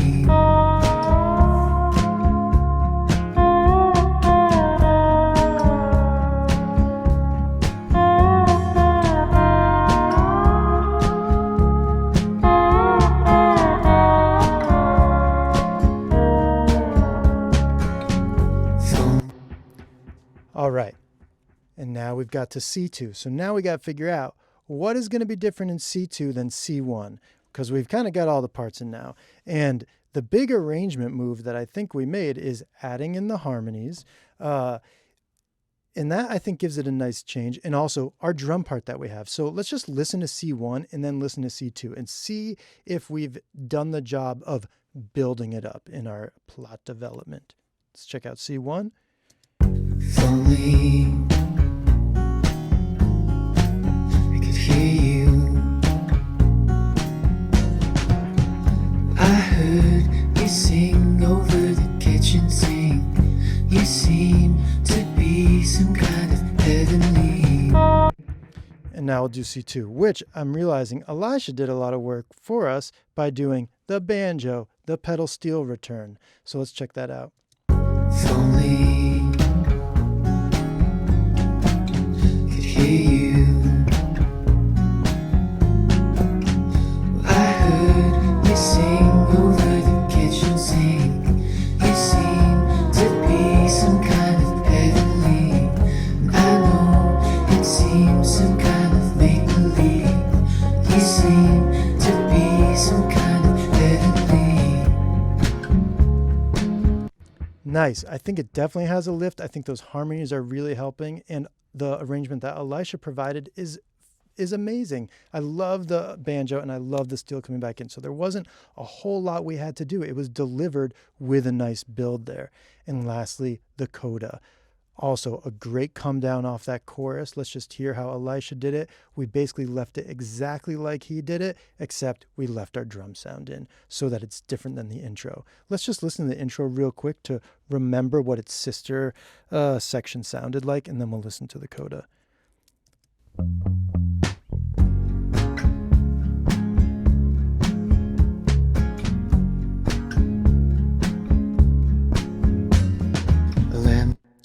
Great, and now we're going to develop that into the coda.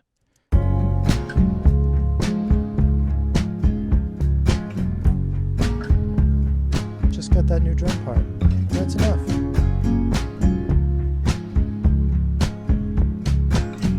And it's twice as long.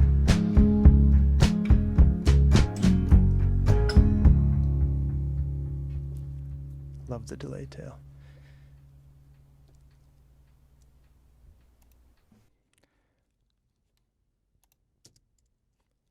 Let's talk about the third section of the dramatic elements we can employ, and that is tension and release.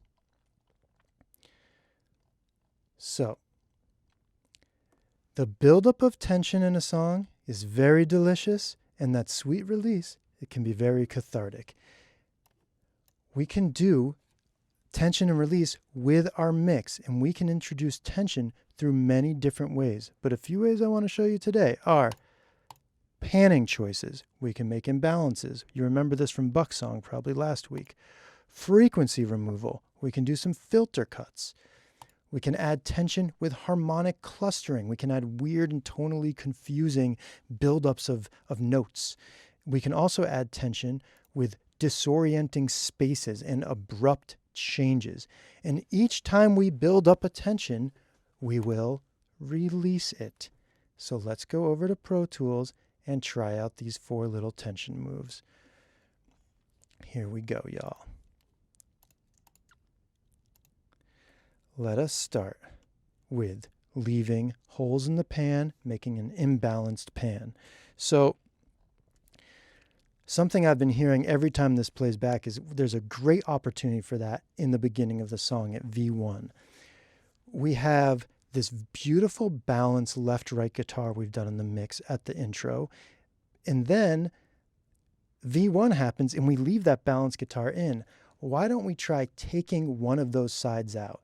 So let's listen to the intro into V1 one more time to familiarize ourselves, and then we'll remove the right guitar.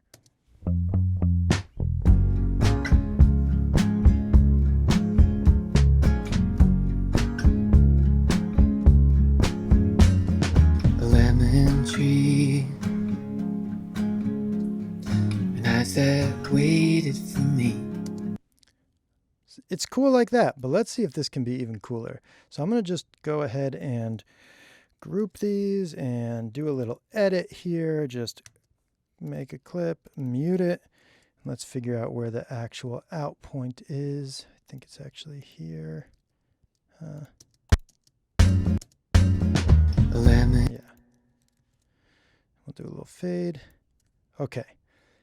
And now I'm going to do the in point, which I'm almost positive is like here, and I'm just going to turn this down because I know it's going to be too loud. Okay, so now let's listen with this hole in the pan.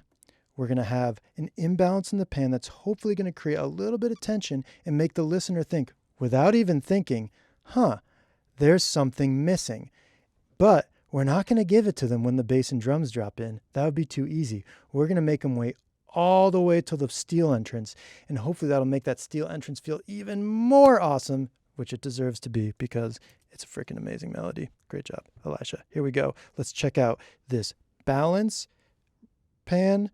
Then we're going to a tension pan, imbalanced, back to balance, releasing the tension. Jack Nicholson with the little doggy. Here we go.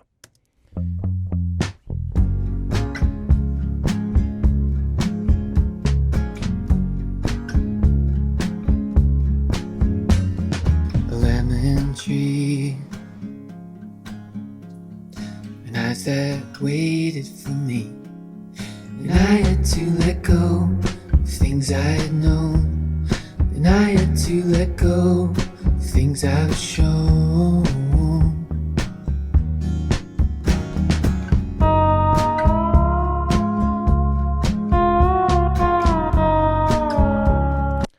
I love that release moment. I love it. I feel like, it gets me. So I hope Elisha likes it when we send him the mix and he has to make his mix notes. Just kidding. The mix that's already out is fantastic. Okay, let's do the next thing. Leaving a space in the frequency situation, using a filter cut. So let's talk about where we might do something like this in this song. I think it's probably V2 to C1. C1 seems like a good opportunity.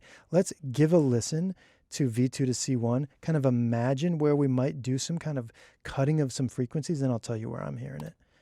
I've shown. If only I could hear you. I heard you sing over the kitchen sink. Okay, I think I know where I want it. I want it in the bass and the drums. And I want to pull all the low end out of the bass and the drums to the first half of the chorus and then bring them in on the second half of the chorus. And I'm going to do that by just putting the effect right on the drums mix and bass mix. And, like I said, sometimes I do, sometimes I don't. For this, I'm going to. It's a simple move. If the artist doesn't like it, we'll just remove the plugins. No big deal. So I'm going to make a plugin of Toop on both, and I'm going to group it. And the nice thing about the DAW is that if you group 2 tracks, depending on your group settings, almost every DAW allows you to then move the plugins together. Oh yeah, so great. So now we can just look at one and we know it's happening on both. I think we're probably looking around 250 with a little resonant bump. Let's see what that sounds like right at C1. Here we go. If only I could hear you. Fantastic. It's cool. It brings out the delay. I love it. I'm going to automate it now. So we're going to automate it. We've done a lot of different automation. We've automated sends, we can automate returns, but we can also automate the on and off of the plugin. And I love doing that for filter stuff. So I'm going to expose the automation lane for both of these plugins just to make sure they both work. And I'm going to start with them off. Then I'm going to turn them on for half of the chorus. There we go. And let's just take a quick look at where that edit's happening, because actually we have that sweet little tom fill, and I think that the low end should come back for the tom fill. That would be cool. So let's bring it back right there. And then let's check where we pull it out. Let's pull it out right on the kick. Cool. Okay, let's check out this automation, see what this feels like. We'll feel the tension of it coming on, all the low end disappearing, then hopefully the release as it comes back in halfway through the chorus. Things I've shown. If only I could hear you. I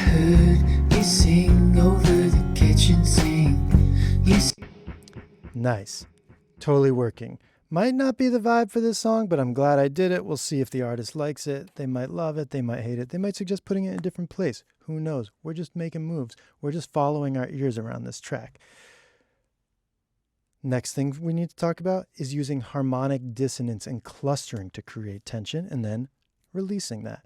So again, I think there's some sends we can do from the actual mix tracks.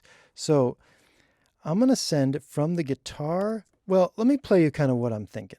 Let me show you first.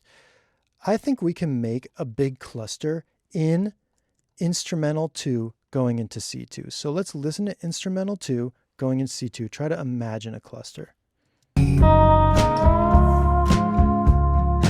Oh, let me tell you what a cluster is. A cluster is a bunch of notes close together. Imagine walking up to a piano and smashing your hands down. That's a cluster.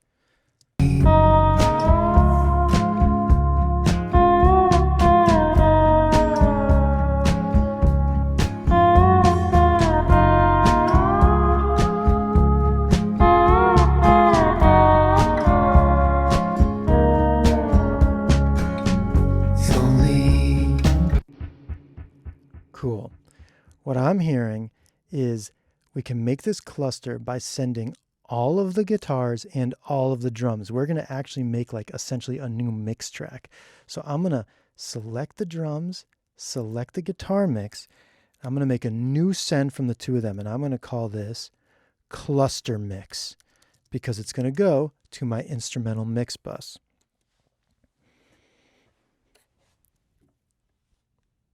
Oh, and Zoom broke my shit again. All right, cluster mix. Let's just finish building this out by hand. Inst.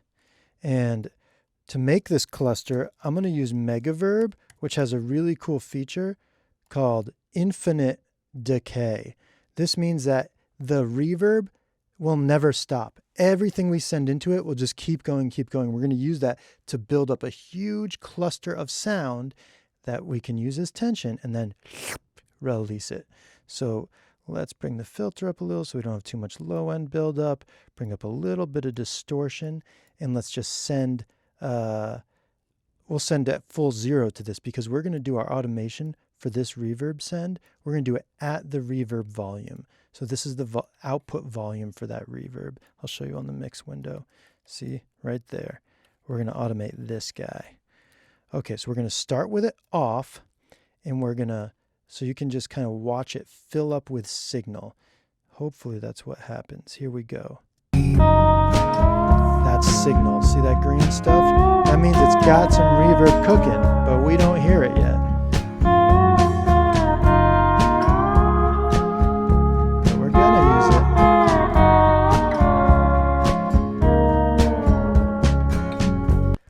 Okay, great. So now we're going to automate that up and then pull it out and see if that can kind of give us a little tension release moment.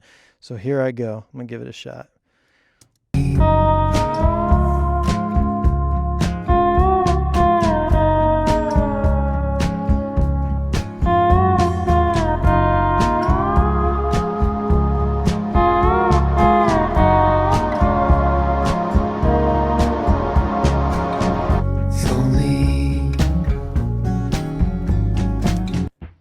Nice. That's the idea. I'd probably clean up that line a little bit. I maybe would have brought it in a little later, but that's what I'm going for.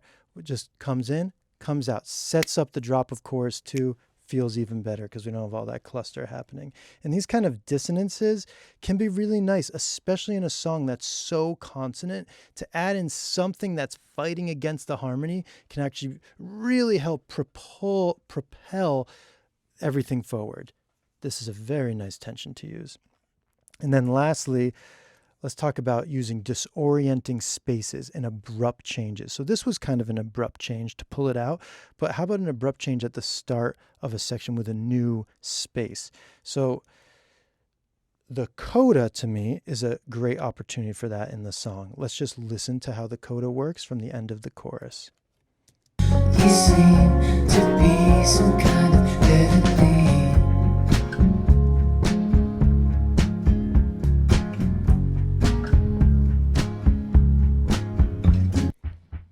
Okay, let's just do a stupid bold move here and just totally change this coda, make it sound totally different for most of the time, but then at the end, we'll bring it back to real life. And since the coda has no vocals, we're just going to process right on the Instamix.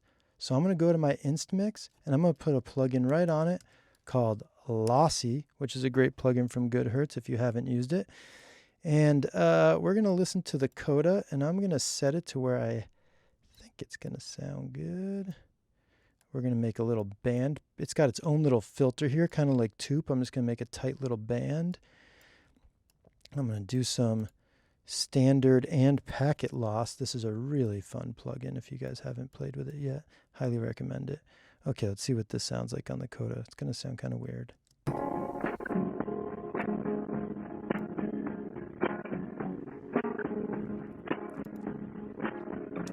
Nice. Let's go with that vibe. And now I got to automate it on and off. So I've opened up the automation lane, turned it off. I'm going to select what I want to be on. Well, actually, let's go to bars and beats. Whoa. Let's go to bars and beats. Find the top of that coda. Oh, I see. Bars and beats. Top of the coda. We're going to automate it on. But the off, we need to check the guitar because I want it to come off right for the last guitar strum. So let's figure out where that is. I think it's right there. So we got the selection. We'll just toggle down to our instrument. Yep. And then grab that and turn it off. So I think this here, you guys see that shape? I think that's the shape of the automation. So let's check that out. Hopefully provide some tension and then a big release when it goes back to real life. You seem to be some kind of therapy.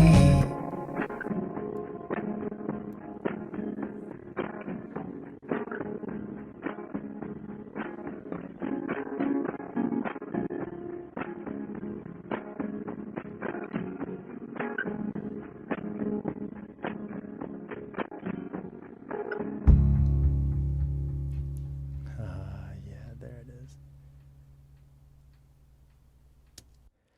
Tension and release. We've added a bunch, maybe overplayed our hands in some spots, but again, better to be bold and leave it all on the table than to be scared and think of what could have been.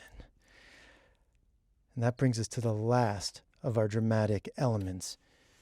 Hey, Philip. Yeah. Before we get to the last of those dramatic elements, I want to pause you for a second and just talk about some of the things you just said and clarify some questions in the 100%. chat. So one of the things that people have been asking about, and I know that we're going to talk about this in next class, but the different automation modes. Could you give us just a high level overview of how you were able to like play that automation in versus drawing versus? Yeah. Okay. So most of the automation I've been doing this week has been on-off automation, just like turn a plugin on, turn a plugin off, turn a send on, turn a send off. I did do one little rise of that fader because, well, I had to. The music called for it. The rise of the fader was done with something called touch automation. Every DAW has slightly different terminologies, but it's all kind of the same. We have write automation, touch automation, latch automation, and they all do slightly different things. We are definitely not going to get into that right now, but just know they will either like return to their original position or not, or they will hold the last position you left till the end of the song or not. They have all these like micro differences with how it like treats your start, stop, and original positions. And then there's like touch plus latch, and there's all these like super complex automation modes because you can do crazy stuff with it. This is definitely a read the fucking manual topic, automation modes, but just know you basically can either like draw it by hand, you can write it with your mouse or with a fader, that's called touch essentially, or that's actually it. Those are basically two ways to do automation. And most of what I'd like to focus on this week is mostly just basically turning things on and off. Next week, we are going to get deep into moving things around, and there's a lot to get into. So we will get into touch latch, right? But just know it's a thing. You can get into it right now if you want. But if it's like, what is that? Just hold your horses. Just turn things on and off. Does that kind of answer the question? Absolutely, yeah. 100%. That's totally sufficient for this week. I also wanted to see, could we just throw up the slide one more time of all of the tension and release moves so we can just refresh our memories as to exactly all of those things that we just did, because we just covered a lot. Yeah, we definitely did. We did panning imbalance. So we pulled that guitar out of the right side, put it back in. We did frequency removal. We cut all the low end from the drums and the bass at the first half of chorus 1. We did harmonic clustering. We put the drum bus and the guitar bus into a big infinite reverb and then brought it up right at the end of instrument 2 and pulled it out at the top of chorus 2. And then we did a disorienting space abrupt change by making the entire coda mix sound like it was underwater in like a digital 90s hellscape, and then let it back into reality for the last chord. Great. Yeah. So the connecting thing between all of those different techniques was manipulating the sound in some way to create a feeling of like discomfort or tension, and then making sure to like release that or get back to kind of the normal state. Exactly. Exactly. Sweet. All right. What's the fourth one? Oh, it's funny you asked. We're right here. Shifting the focus. So let's get into it. So we can't just leave the focus on a single character for the whole mix. Good dramas involve multiple perspectives. Shifting the focus around the cast of characters is how we're going to do this. Even though we have our hero, Elisha, we have to make room for some other voices in the lead position and some of the other focuses around the story to keep the whole drama, moving forwards, to keep the listener's attention engaged. To do this, we're going to need to find some other voices to have their moment in the spotlight. Now, we know we have the steel, that one's clear, but I think we can find some other opportunities to shift the focus away from Elisha and to a lesser extent the steel and towards some other characters in the song, even if just for a brief shining moment. So let's go over to Pro Tools, try to shine this light on a few other friends. All right, let's look at the whole mix. I got 2 spots that I'm thinking of, if that's okay with y'all.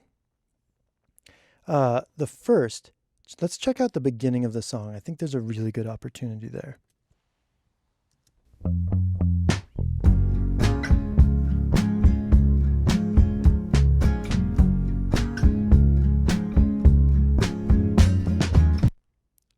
Y'all hear what I'm hearing? Electric bass solo right at the top.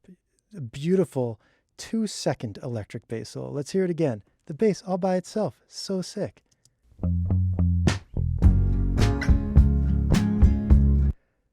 So what I'd like to do there is just put a little shine on it. Just put a little something special on it to let everyone know, hey, this is important. It's a cool tone, but I think we can just make it a little more stand out-ish. So I'm just going to insert right on the bass mix since it's only 1 track. And I want this effect to be stereo, and I'm going to pull up a phaser. And again, I'm just going to go with the default here. So let's listen one more time without the effect, and then we'll listen with the effect. And now with the phaser. And actually, before we listen to it, let's just write that automation in. We only want it right at the beginning. Do. Boom, unbypassed. Here we go. We're automating the bypass on the plugin. Yet another thing we can automate. Yeah. Let's listen one more time.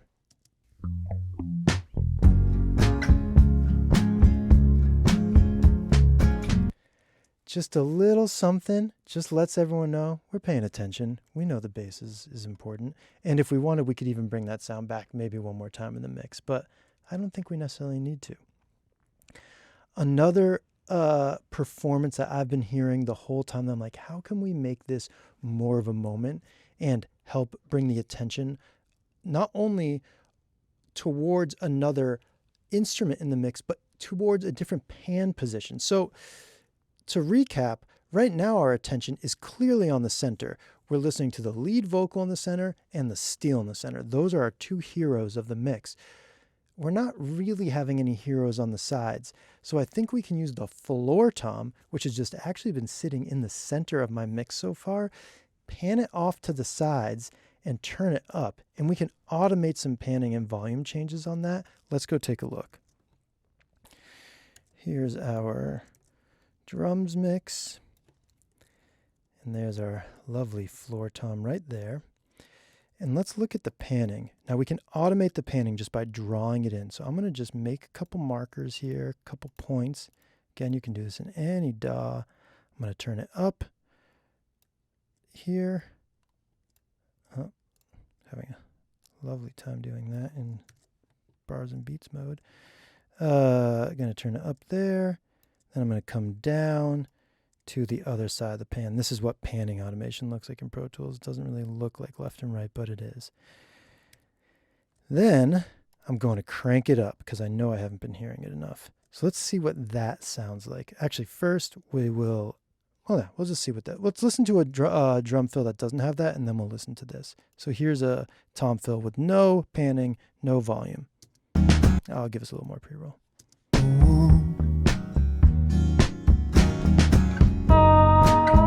Yeah, a little boom boom in the middle. Now let's see if we can draw some attention to it by moving it to the sides and cranking it up. A lemon tree. Nice, subtle, small, but just brings my attention to side, side, and then back to the center. Beautiful little transition. And then in all your DAWs, you can all do this. Check this out. You go to edit. It's all different in each one, but you can do copy special all automation. And then you can just go to every single time this happens and just paste your automation. That just pasted automation. Then I'm going to make a clip, turn it up. I can just do this for each one. See, I don't do everything with SoundFlow. Paste the automation, make a clip, turn it up. Oh, this will only take another minute. Well, paste the automation, make a clip, turn it up. We're almost done. Paste the automation, make a clip, turn it up. Mixing does have its tedious moments. Paste, oh, clip up.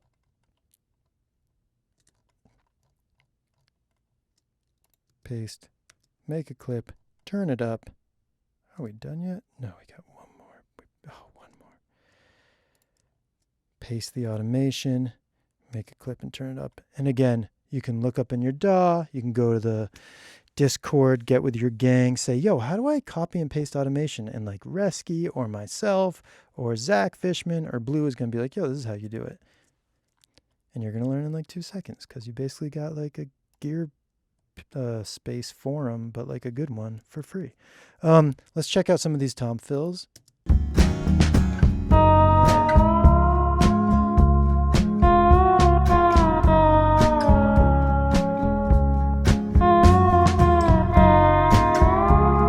Simple and effective. They don't need to be big, bold moves. A little phaser on the bass, a little pan and gain on the tom. Now we've got some other characters speaking forwards. And if we have more time, maybe we do a little bit more on the banjo. Maybe we do a little more on the brushes or something. You know, we would just follow our ears around the mix. So we've covered a lot of ground. We talked about character development, plot development, tension and release, shifting the focus around. We talked about automation. We talked about different listening strategies and playback devices. I think that's enough for today. Should we get into some questions? Yeah, let's get into some questions. I think let's actually take a small break right now, and then we'll go to questions immediately after. That works. So during this time, think of your questions. It's 7:05. Let's come back at 7:09.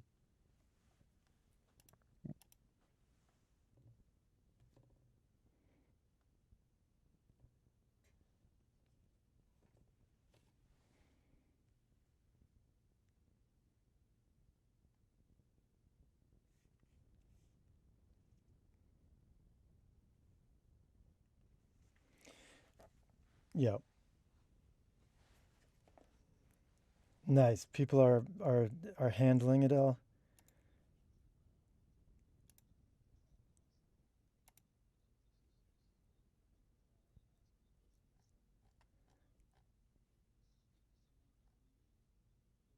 No.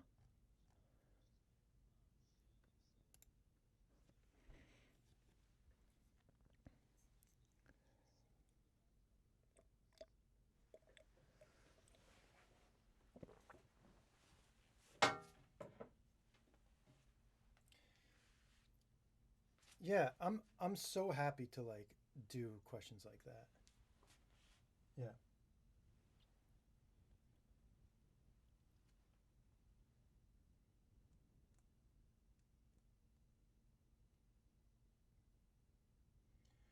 Sure.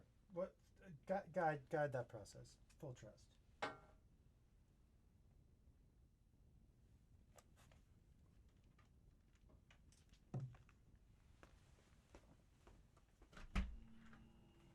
I'm definitely down to go to 11. Like I paid for a babysitter. I'm hanging. So if people want to hang, I'm hanging.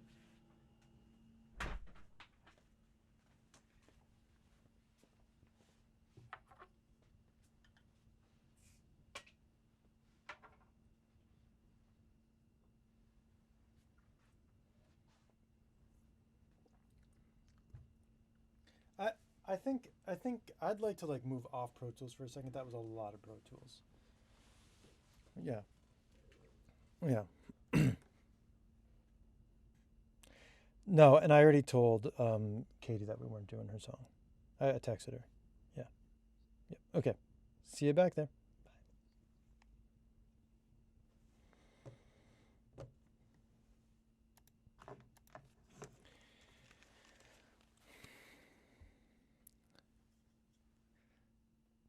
Everyone can get a beverage too if they desire.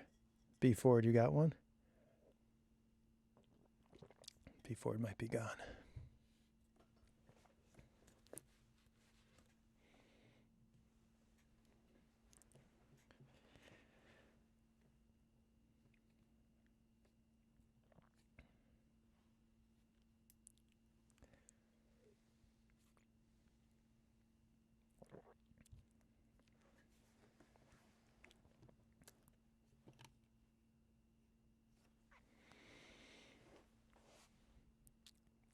Oh, Blue, there's one thing I want to say once we hit 10:09 real quick. Once when you wave the start flag.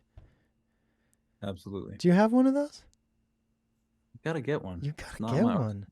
Someone Yeah. send Blue a start flag to bring the the people back for the for the game.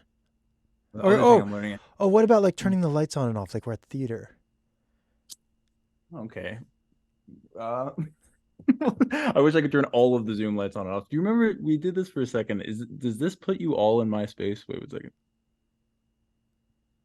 Does this make it look like everyone is? No, this is just a little space. Okay, we're getting into this. I love it. We'll do the. I think we're good now. 10:09. Start Okay, flag. one quick thing I want to say is that directly after class, I'm gonna bounce the where we got this mix to, and I will upload it to the jukebox. I will also upload my 2-hour mix to the jukebox, and I'm also gonna upload my Katie Make Your World mix to the jukebox. So they're all gonna be there for you to listen to. We could have listened down now, like to the beginning to the end, but I thought it'd be fun to do it later and just get right into questions. Yeah, that sounds great. And there was one question in the chat which we're not going to answer right now, but we will do in a little bit. Mimi asked to see kind of the initial settings on like the EQ and compression, kind of like the base layer stuff that Philip was doing in the mix before getting onto the drama.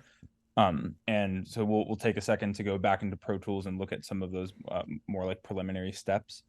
We're not going to do that right this second, just so we can have a little bit of a Pro Tools break.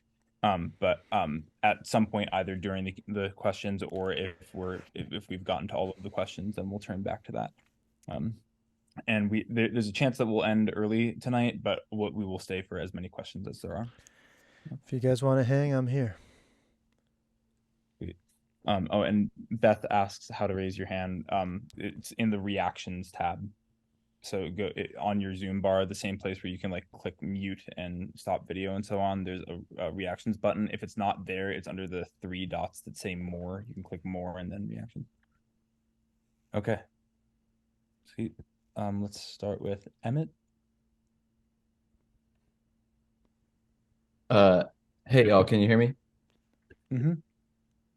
Yeah, so I wanted to say my favorite piece of advice from today was be bold. I went and got a big marker to write it Nice. in my notes. I wanted to ask though, I feel like maybe it's easy to like be bold with a client if you're like, I don't know, Philip Weinrobe and you've got a bunch of good big records under your belt or something. Do you have any advice to how that kind of philosophy, like being really assertive with one's own voice as a mixer, works for like just trying to get gigs, you know, like mixing for clients, you know, starting out?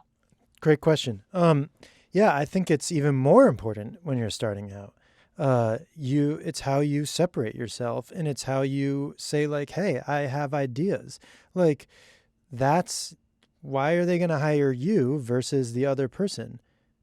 It's, it's going to be because you did something that stands out. So the more you can stand out, I would say you're at the position where you should be the boldest.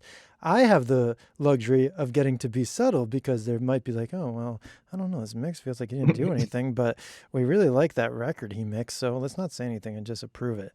Like I have the opposite problem than I think you think. And you have the benefit that I wish I had, which is that's what people want from you. And so I say, really bring it. Don't be scared. Anybody who like hears your bold mix and is like, what's that like inexperienced person thinking? You don't need them. But also people aren't going to think that. They're just not. Like, it's just not how it works. I say just be bold. I mean, you have to be tasteful. So I definitely just want to be clear.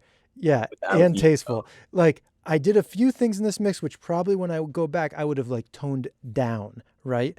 But I would have left a bunch of it in for sure. Certainly all the arrangement moves, I definitely would have left in. And I may have even gone to bat for them a little bit. I'm not scared to say like, hey, listen, there's a really important reason I did this.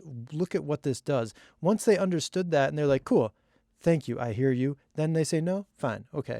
But like, be bold, be assertive, know why you did it. If you just throw a bunch of effects at something, you're like, look, I'm bold. That's not really being bold, right? Right. Yeah. Okay, this is dope to hear because I feel like I want to take this class to like learn how to do it like the right way and like without my specific voice that I've been honing. But this is like blessing to just go. No, there's no right way. It's only your way. Hell yes. Thank you. Great question. Beth? Hello. Hello. Phil, I'm wondering, great class, by the way. I'm really enjoying this. I'm wondering about speaker placement. I tend to feel like I have a very small space and a small desk. And so this is kind of back to the beginning of when we were talking about, listening on phones and speakers and stuff. I tend to think that like my bass on my speakers, like I'm not getting the like what's the word, the authentic sound that they're actually putting out, like 'cause maybe it's too close to the wall. My desk is like really small. So what do you think about that, and how much difference does that make to you? I have great thoughts on that. Great question. First of all, that's why when we were looking at those slides before, and you can go back and look at them in the course page, we're not listening for low end on the speakers. We're going to listen for low end on our headphones, right? And the reason is getting your speakers to be accurate, and this is not like a Beth answer, this is an everybody answer, is extremely difficult and extremely expensive.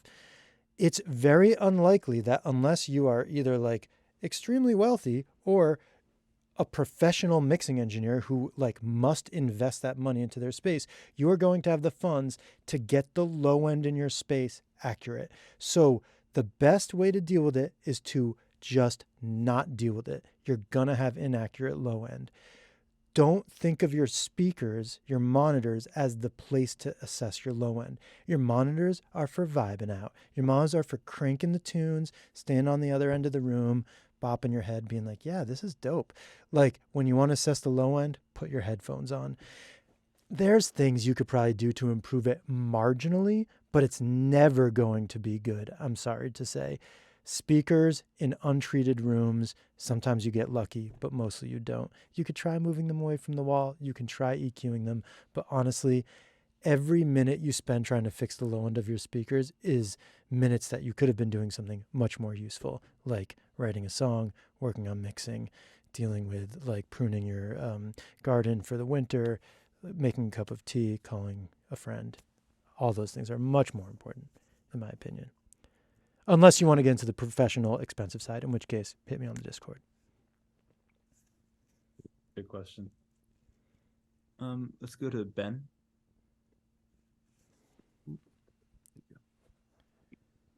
Hey, Phil. I'm really Ben. curious, as you're making these big, bold changes and you're developing the characters and the plot, how are you thinking about what serves the emotion of the song? And how are you kind of keeping your focus on that as you're getting all experimental and you're spending hours and you're getting into this world? Do you ever kind of, I guess, pull back and reevaluate as you're doing another pass, maybe after you take a break or something, and be like, is this serving how the vibe or the feeling? Absolutely. Like we talked about in week 1, the process is going left to right. You're always assessing the big picture, right? In this class, because of the time today, I couldn't really go left to right and really hear everything in full context. That would have taken us like a very long time to do it at the pace we were going. But when I'm working at speed, I'm still going left to right and I'm making those choices fast. And what I'm listening for is not that development in those moves I'm listening and I'm doing. They're tools towards this thing you're describing. Everything is towards the emotion of the vocal, all in the emotion of the song. The reason we're doing these things is to keep the listener's brain like, pay attention, pay attention, pay attention. And the thing we want them paying attention to is not the effect. Like, they're not going to listen to the floor tom move. They're not going to listen to those vocal harmonies. They're just going to know, oh, I'm supposed to pay attention. And what's the loudest thing in the center of the mix? The lead vocal. So they're going to pay attention to that. Everything is pointing at that. But just because everything is pointing at the lead vocal doesn't mean the lead vocal is a thing we have to touch. It's like a chess. You know, you look away from the queen, right? Don't look at the bright light. Like, you do everything else to like save it, protect it. But you have to make these moves around it so that it's like in its best position. Does that make sense? Yeah, absolutely. Thank you. Yeah, that's how I think of it. Like, these moves are not for the moves. They're for the vocal. Tom?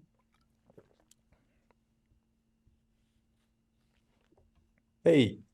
Yeah, so did I hear you say, Blue, that we're gonna like take some time looking at some more of the more like preliminary like EQ decisions, stuff like that? Okay, so I had one question around that, but then I had one that's a little bit more like philosophical that maybe I'll ask now.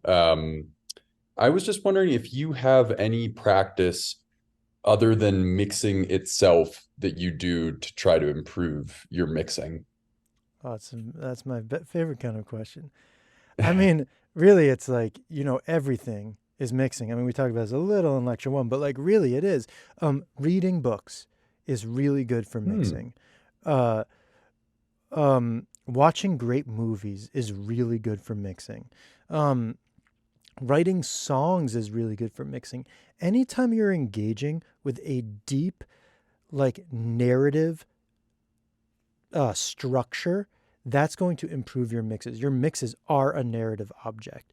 Like, they're telling a story. So I want to be like consuming great stories in all different forms: audio, visual paintings, books, whatever it is, whatever like art form or delivery method it is, cooking.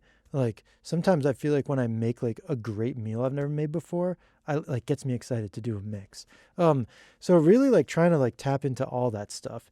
anytime there's narrative, there's opportunity for like practicing mixing. But really books, I would say, like are at the top of the list. Short stories are like where I find the like tightest analogy to mixing songs. I recommend, I mean, obviously George Saunders. We talked a little bit about George Saunders in the home recording class, his nonfiction, Swim in the Pond in the Rain, which is an amazing exploration of narrative arc, which everybody should read, but also read George Saunders' actual fiction and like experience his creative narrative arc. And I think that will really help your mixes, even if you don't know exactly why. It's just good osmosis. Take it all in. And if you have a specific question about the mixes too, that maybe you could put it in the chat, and Blue will make sure we hit it when we go to Pro Tools. Sure. So I don't want to lose it. Yeah, A Swim in the Pond in the Rain is like required reading for school song. yeah. It comes up in so many classes, so definitely get Yeah. that book. Michael? Hey, thanks so much for this class. I had a question about lyrics, and we talked about how important it is to get lyrics in the first class, and then I was like looking over my notes, and I was like, oh shoot, like I don't have the lyrics for this song. Do we not get I wonder them? if I didn't have them. Oh, maybe they, yeah. But well, that's all right. But it made me like listen to them more and just sort of that's tune good. into them a little more. Yeah. And make sure they were audible. But specifically for Elijah David, but just in general, like what are some things that you listen for in lyrics, or how does it affect your mixing? Yeah, so it's both like an active part and a very like background part of my process. So like first of all, I just want to know all the words that like are in the song. And like that could be, sometimes I treat it like I treat the rough mix. Like I read them one time, I make sure I know what the song is about, I make sure I see the poetry, and then I might never look at them again. I might not even think about them sometimes, but sometimes I engage them really actively. And I think like, oh, is like, for example, on this Elisha David song, I was, for the music theory folks, I was playing the major 7 in the harmony every time he sang the word heavenly. I don't know if you like noticed that, but that was on purpose. I thought, oh, when he sings heavenly, we'll use the major 7 since that's like a ethereal extension of harmony. So I'm constantly trying to engage with the lyrics on multiple levels, text painting, just catching the vibe of them, making sure they're audible. There's so many ways. So yeah, I think what you're talking about is right on. Make sure they're audible, but then also, yeah, you can engage them in so many ways, but also just take them into your body. I mixed, and sometimes I mix records for people where like you can't understand the lyrics at all. And then it's really important to have the lyrics. Looking at you, MJ. I also wanted to point out that Elisha did deliver the lyrics. They were in like an earlier version of. I messed it up. Sorry, guys. That I did. Listen, that was my first time preparing a delivery for the class. I had to like do I'm sorry. It was difficult. This next delivery this week, I think it's good. Everyone gets to make one mistake one time, right?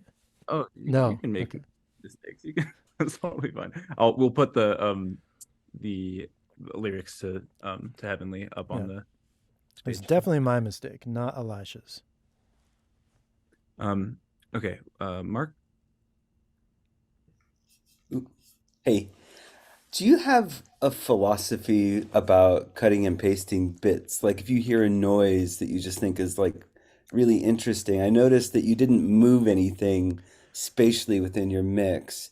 And is that like in honor of the performance, kind of like you were talking about in the recording class? No, I would move it. And in Katie's mix, I moved some things. No, I'll definitely move it. I just didn't. I felt like that was not necessary in the song. I thought everywhere things were placed was right on. All I really wanted to do was a few mutes and a little bit of clipping of the form. I did make one edit in this whole track. I moved the guitar to be more in line with the bass on the top of chorus 1, just so the first time the chorus hit, we had a little bit of a stronger pocket. So I'll do edits like that if I need to. I try to do the least amount possible. I definitely don't want to feel like out of the groove. So if like I feel out of the groove, I'm going to make a change. But I have a pretty high threshold for But like, human playing. You mean like moving like a but like, banjo part somewhere, or like making another part? yeah, like if there was like something ethereal and you're like, Yeah. I want to hear that again later, you're cool with that. Oh, hell yeah. Yeah. No rules. You work with the audio given, and if they gave you an audio that had a piece, why does it can go anywhere? Just be prepared for the artist to say, what the fuck you doing? Take that out. And you go, 100%. No problem. It's gone. They probably listened to their mix like 100 times and they shouldn't have. They should. Yeah. Well, hopefully they didn't. But yeah. Yeah, go for it. I mean, you have permission from me, whatever that's worth, to do that all day long. I do it all day long, for sure. Thanks. We'll take these 3 questions that are up, and then we'll head back to Pro Tools to do an exploration of some of that more preliminary stuff. Okay, let's start with, is it Ivan or Yvonne? Hello, do you hear me? Yep. Amazing. In regards to making bold choices and getting mixing notes from artists, in case you feel like very strongly about a certain bold choice you make, but they say no, do you immediately remove it from the mix, or do you defend it a little bit first? That so depends. But you know, it just depends. It depends on how I felt about it. But if I feel like most of the time, I really trust the artist. First of all, I always trust the artist. The artist knows much better what the track needs than I need. I'm a server, you know, I'm in the service industry. So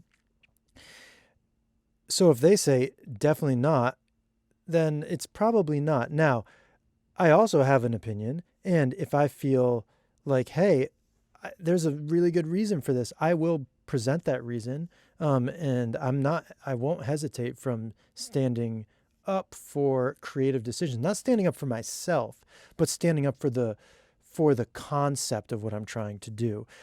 But at the end of the day, yeah, the artist makes the decision and I'll take it off. But no, it's not so much like, hey, here's the thing, I hate it, it's gone. It's not like, that's not necessarily the conversation, although sometimes it is.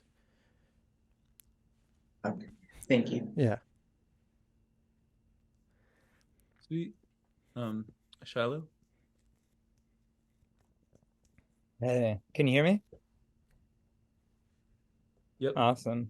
This is just like a lifestyle question, I guess. Like coming from like been doing this for a few years, I like live in my studio. It feels like, I don't know, my fucking like posture is worse. Like it's all consuming. Like, how do you find doing this for years? Like, is it like at a certain point you're like, yeah, it's not the hustle culture, or I've like found some like means of balancing like being a normal human being with like existing in the audio field?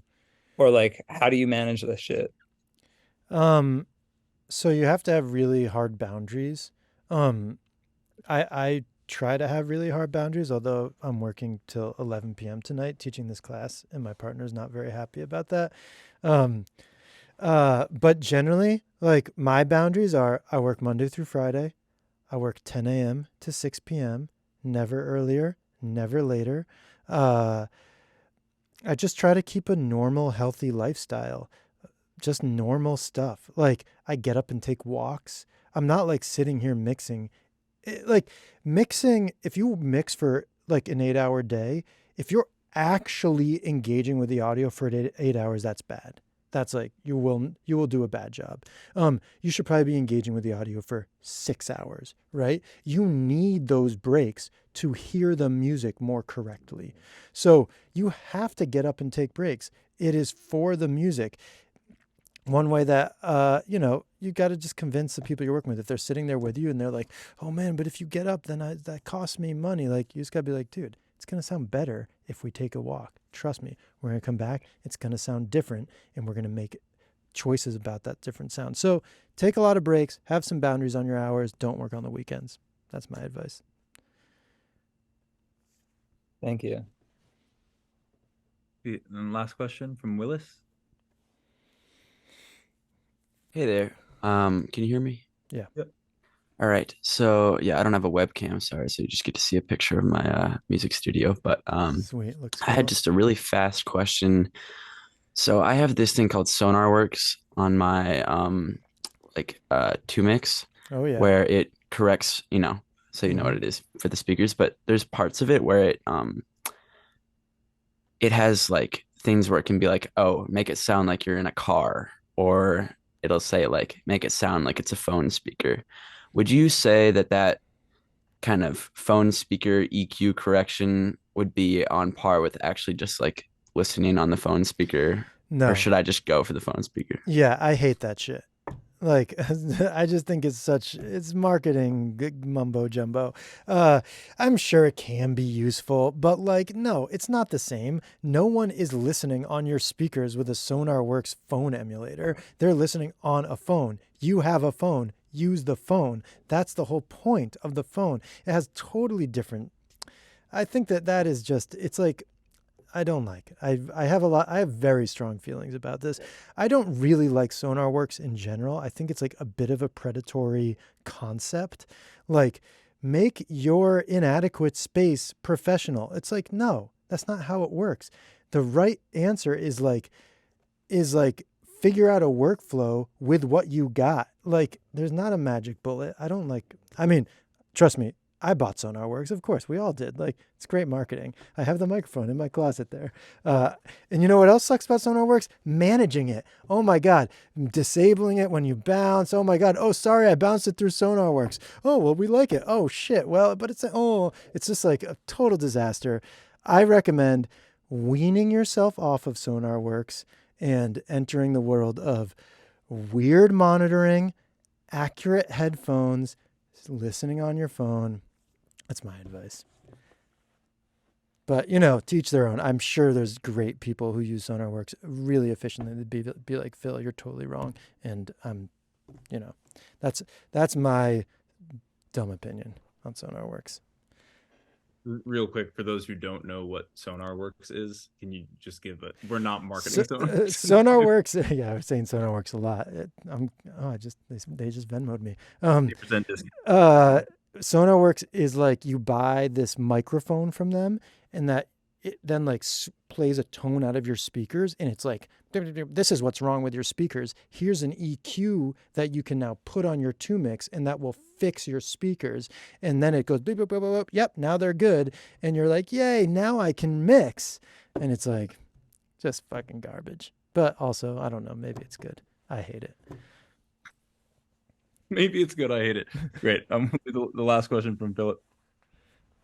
Oh, sorry, I'm going right in on SonarWorks as well, just because No. I am also to get more detailed here, because I just mixed this whole song using one of their headphone profiles, so I wanted to just ask about that for those of us who don't have like a 2K pair of headphones. Do you think there's any value there, or do you think just let it rip? I don't think there's value. I really don't. I just Damn, my bank account. I mean, luckily it's cheap. Luckily it's not that Yeah. expensive. It's just, I don't know. Come over, bring your SonarWorks headphone models. We'll A/B them, I guess, but like, it doesn't matter. Listen, these are Audio-Technica ATH M50Xs. They cost $149. Okay, I'm pretty sure I mixed songs and instrumentals on these. I definitely mixed like an Alanis Morissette record. Like, you mix on these. Like, come on now. It's $150. Yeah, you can buy a 2K pair of headphones if you want. I have one. They're nice. I use them. But like, that's not like why my mix is good or bad, is not because of that pair of headphones. Like, definitely not. Your mix is going to be, if you're bouncing around all your playback devices and you're like taking breaks and you're listening like intentionally, and you're like thinking about things and like following your ears around the mix properly, having good workflow, that's going to do a lot more than like a headphone model. I think. I don't know about that stuff. We'll conclude the discussion in the Discord. Yeah, come in the Discord. We'll have a big fight about it. Sure. Okay. So for this last portion we're gonna turn back to Pro Tools. But before we do that, I just want to get the homework to everybody, just in case people have to split. So I'll put the link in the chat, and while I'm doing that, Philip, can you just give us an overview of what this homework is, what this week's homework is going to be? Yeah. So this week we are going to, we've been rehired because we did such a great job. The producer came back to us. They're like, yo, we want you to do some more mixes, but this time you're definitely doing 2 songs, and budget is up. They now have money for 3 hours per song. Big stuff. So we're going to prep both songs together, and then so we don't do like prep mix. We do prep, and then we're going to do mix. You can even bounce around from the mixes, and we're going to focus on drama. We're going to focus on these listening playback devices, so we're like hearing it through all these different ways. We're going to be bouncing around. We're going to be working left to right still. It's still week 1, like concepts hold. We're working left to right. We're trying to make broad moves. But we're going to mix these 2 songs, and they're really cool. I'm so excited for you guys to hear them. That's the basic gist. But when you look at the homework, there's some other details, and it's very well put together. Thank you, Blue. Yeah, that's the gist of the homework. Have so much fun with it. And, oh yeah, do not listen to other people's mixes before you do your mix. Come on, everybody. Oh, and one other thing about the homework. Really try to use the audio given to do the homework. I know everyone here is also a badass producer. We can, like, it's very tempting to be like, I see the bongos behind Philip's setup there. I would want to add those bongos onto every track. I'm a bongo guy. But we're going to avoid doing that. Let's be creative with the tracks that are given and see what we can build from there. Move the audio around. Do whatever you want. There's no rules except work with the audio given. And last, one more thing. Fill out the Mixing Buddy survey or a form again. We're all getting new Mix Buddies, or you will probably get a new Mix Buddy this week. So yeah, fill that out before Saturday. It's the same link. It's linked in the homework too. It's just schoolofsong.org/buddy. Okay, let's go to Pro Tools. Let's go to Pro Tools. So is there some specific stuff we want to see here? Do people ask some questions? Yeah, I think let's see. Can you just show us the like EQs and compressions? Or I mean, I guess I'm assuming that you've put EQ and compression on some things. Can you just show us like that's not good. Maybe I shouldn't be assuming, but show us just like some basic processing on some of the core elements, like maybe the lead vocal chain, and so on. And if people have specific questions, they want to see specific things, throw them in the chat, and I'll direct Philip. Yeah, make sure direct me. I'll do much better with direction on this. Okay. Yeah. Let's see what's going on here. Let's just start at the top of the song. Let's start with the basses. What do we got on the bass? A single plugin. What's it doing? Almost nothing. We got a small boost in the low end. A filter that looks like it's probably starting somewhere around 400. I'm adding a very tiny amount of tape drive that almost looks accidental, honestly. And then I'm turning it down by 3 dB. That is the bass processing. We can listen to that. And then this Toop and Phase Mistress, those are automated plugin, so they're not part of the bass sound. So we could take a listen to the bass sound in solo if you want to hear what that's like. Check it out. Maybe I'll start without the plugin.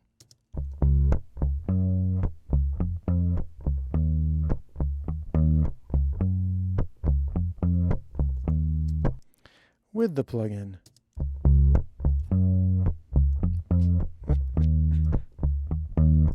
Sounds kind of the same to me. It's a little different. It's a little more round. But I didn't touch anything in the high end. Didn't touch the clip gain. Didn't do that much because it sounded pretty sick, to be honest. Maybe we could look at the drums. Yeah, let's look at the drums. Y'all are going to be very disappointed on this whole thing. I'm telling you right now. This is classic when someone's like, let me see on my mixes. I didn't do anything. Okay, let's see. What's happening with the kick? Let's start with the kick. Okay, we got a bit of an EQ on the kick. That's right. Okay, so we did do something here. We're adding like 7 I've got like 3 different curves going on. Okay, so we got a little shelf at 82, 3 dB.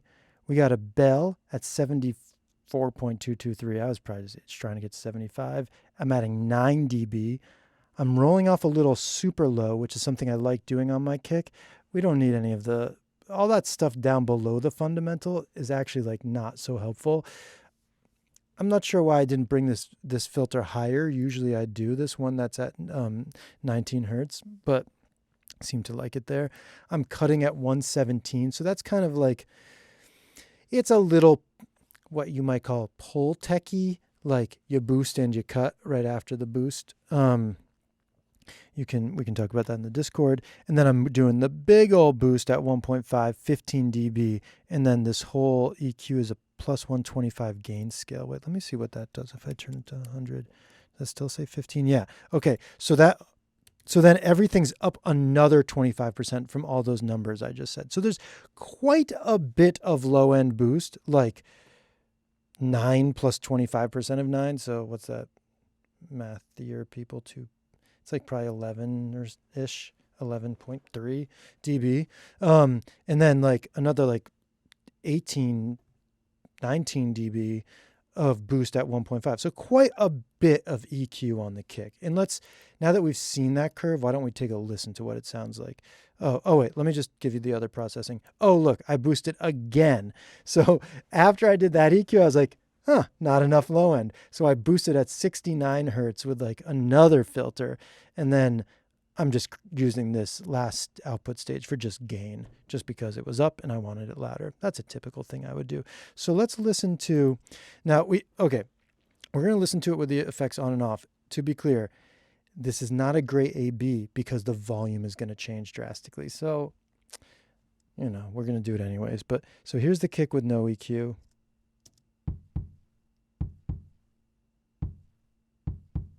You guys know that kick sound. You worked with it. And now here's the kick with the EQ.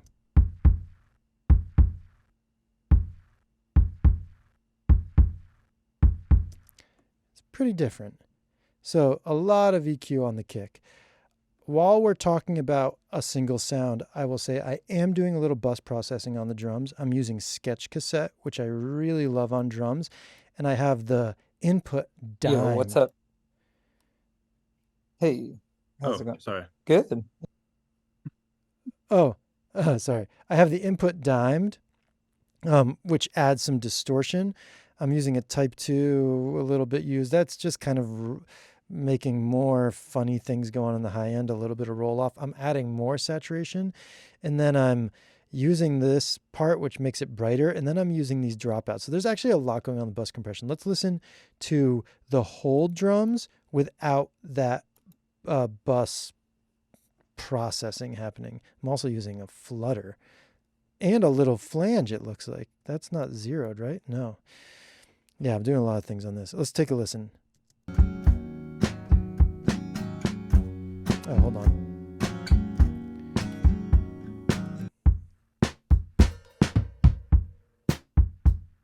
And now, okay, so one more time. Without Sketch Cassette, without the bus processing. Now with Sketch Cassette. Actually, it's doing less than that. It's adding a vibe, but it's actually not that. It's definitely brightening it. It's definitely adding a little distortion, but it's not like overwhelmingly changing the sound. The thing that I did that I feel like was the thing. Okay, here's what I thought about the most. Those things I thought about very briefly. 2 seconds. 4 minutes tops I spent on that. The thing that I really thought about was that I didn't want the hi-hats. And let me tell you why.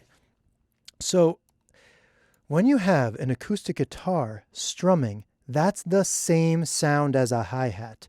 We already have 2 acoustic guitars strumming.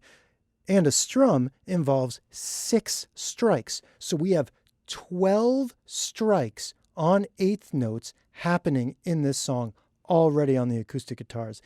Given the type of music this is, my feeling is like those are the important parts. That's the pocket. The pocket is in Elisha's guitar playing. The hi-hat is a new sound that's not those guitars, that's trying to do the same thing, keep time, but it's harsh, it's hard, it's singular, which means it's hard. Like strums are soft, single hits are hard. And it was just fighting the guitars for me. So I think the thing that I did that I thought was useful was I turned the overheads way down. I dropped 11 dB off them on the fader when I couldn't figure out what to do. And then I gated the snare in order to keep the hats out of everything. So if I were to, like, for example, turn this all back up, this is what the drums would sound. I just turned the overheads up, ungated the snare.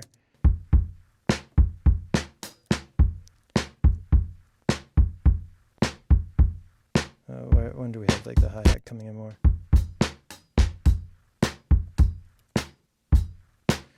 Okay, but now if can I undo that? Yep, there we go. So now this is like. Sorry, Philip. Are other people getting sound? Are people getting sound right now or no? Do we lose sound? Oh, it's just you. 126 are our audio movers. Yeah. Okay, people have sound. Okay, so now here's with that hi-hat downness.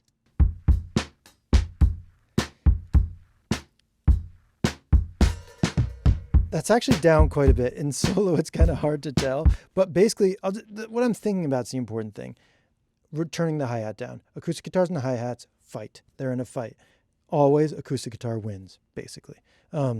So I'm trying to get the hi-hats down from the overhead, trying to get the hi-hats down by using a gate on the snare. Here's the snare soloed.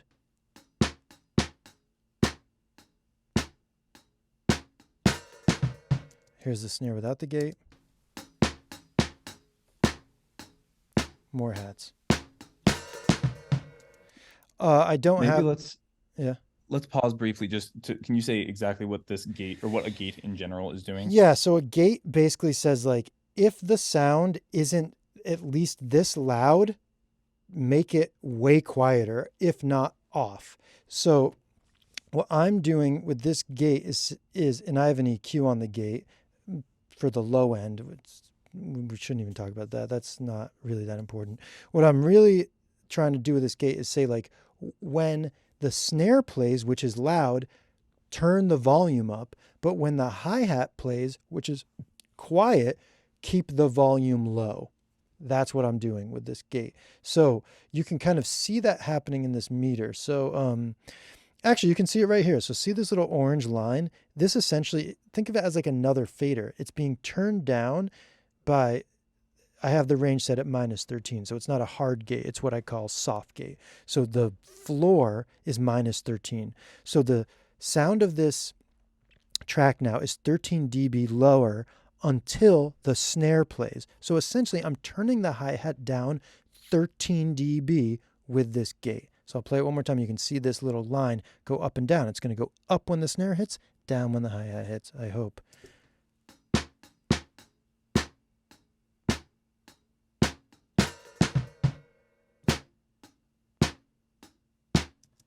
Suppresses the hi-hat.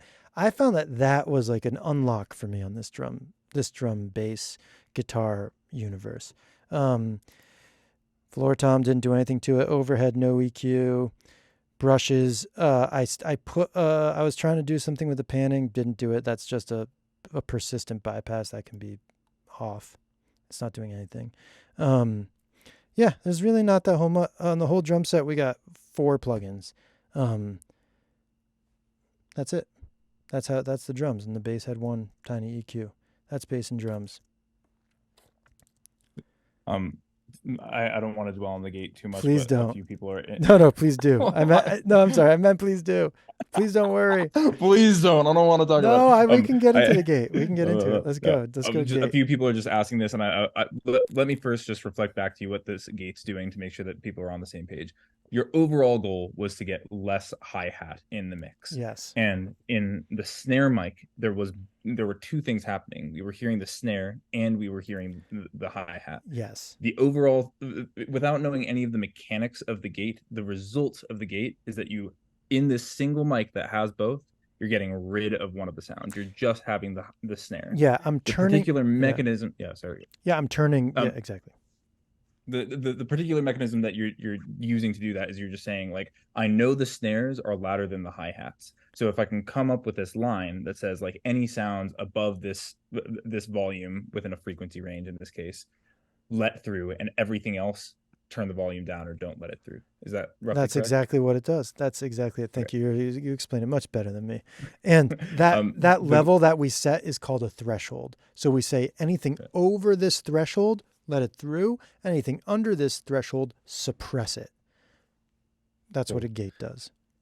The additional question that someone had is, can you explain what the look ahead is on this, which I haven't even yet. Oh yeah. I Look guess there's no, ahead like, a is look just ahead. means that like it will like literally look ahead and make the gate act super fast. So in real gate life, like in analog world, like you have to wait for the sound to trigger the thing to happen. So it's always going to be some amount of milliseconds after, like it's going to start turning the snare up some millisecond or 2 or 10 after the snare hits. If you have a look ahead, which can only happen in the computer, you can have the gate react exactly or even before the volume event. So I could have used the look ahead to make sure the gate opened before the snare even happened. That's what a look ahead does. Right. It just changes the Perfect. timing of it. I generally don't use look aheads because I have to click a button and turn a knob, and it's, very lazy. It's a pretty subtle thing. It's very subtle. Okay. There was another request that seems to be popular, which is, could we look at the acoustic guitar blend? Oh, you're going to really like this. You guys, you're seeing all my mixing secrets. Here they are. I pan them. Game over. That's it. No way. That's it. That's it. Panned them. But no EQing or anything? No EQ, no compression. Did I even change the blend of the room mics to the dry mics? I bet I didn't. -10, -10, -10. Everything's exactly where it was delivered. Nice job, Elisha. Any sends or? Nope. Not a single send. Wow. Not anything. So when I talked about in lecture 1, like you can do things with less, it's like not like it's not this is true. You just don't have to touch it. I don't know if you guys heard, at some point when we were soloing something, there was some low frequency in my right ear. That could have been from the guitars. I think it was from a BV. Those things I would catch in a further pass. So maybe I would end up high passing them. Maybe. But I don't know. I pulled them up and they sounded good. So I moved on to the important things. Not that the guitars weren't important. They were important, but I moved on to the things that were catching my ear. The guitars weren't catching my ear. They were making my ear happy. So yeah, I didn't touch them. They are exactly as delivered. Huh, that's cool. Great. You want to look at the lead vocals? Yeah, sure. Let's do that. And then maybe another thing that we can do is just look at how you're using reverb in general, yes, if at all. Okay, well, we can talk about that with the lead vocals. You guys mind if we stay in the mix window? I just find it so much easier to look at all the plugins and the routing here. Yeah, this is good. Okay, let me close this down just to keep it really clear. Okay, so let's look at the lead vocal. Okay, the lead vocal has a little processing. So let's start with the processing on the LV1 track, and then we'll build out towards the routing, which is a little bit complicated. Okay. First thing we do, high pass filter. Very simple. Where'd I put it? 75.887. This low pass filter is an accident. It's just like in my thing, I usually turn it off. There it goes. It's gone. But we'll leave it on because it was there. But it's so high up. It's just it's at like 29K. I don't know. Whatever. So basically one EQ just doing a high pass filter. Then I used another EQ to do 2 dB cut of a shelf at 100, a 2 dB cut at 3.16K, because I felt Elisha's vocal was a little like, yeah, I don't know. Elisha, you talked about it on the Discord. You said you sometimes you think your vocal's thin. I heard that, and I wanted to like counteract some of the thinness and add some body. Although, did I ever get around to adding the body? Doesn't look like I did. But I tried to counteract some of the thinness by pulling out of 3K. I tend to like to pull out things around there sometimes in vocals. There's sibilance around there too. That's all I did there. 2 more little bands. So we have 3 little bands of EQ on the vocal. Okay, let's talk about where it's going, because that's where the important stuff is happening. I know we're getting close, running out of time, but we'll finish this. Don't worry. Okay.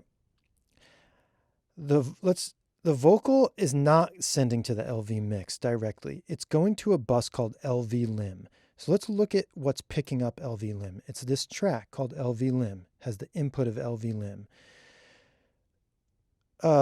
That's where I put my compressor. So the first thing I have on there is a compressor. This compressor is adding just a touch of gain. That was just because I wanted to turn it up while I had the compressor open, but mostly it's doing a lot of compression. I'm going to show you how much compression it's doing. It's not doing as much as I thought. Maybe it'll do it more later.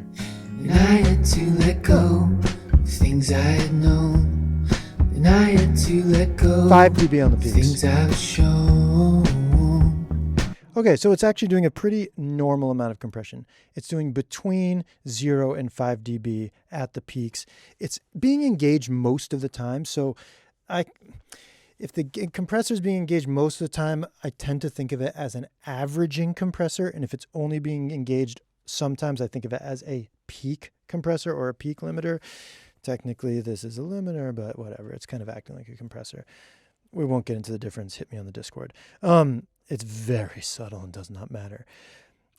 Okay, after that compressor, I have a little brightness I'm adding to the vocal, a little high shelf centered at 20K. I'm also adding a little 600 for some meat. I want some more meat.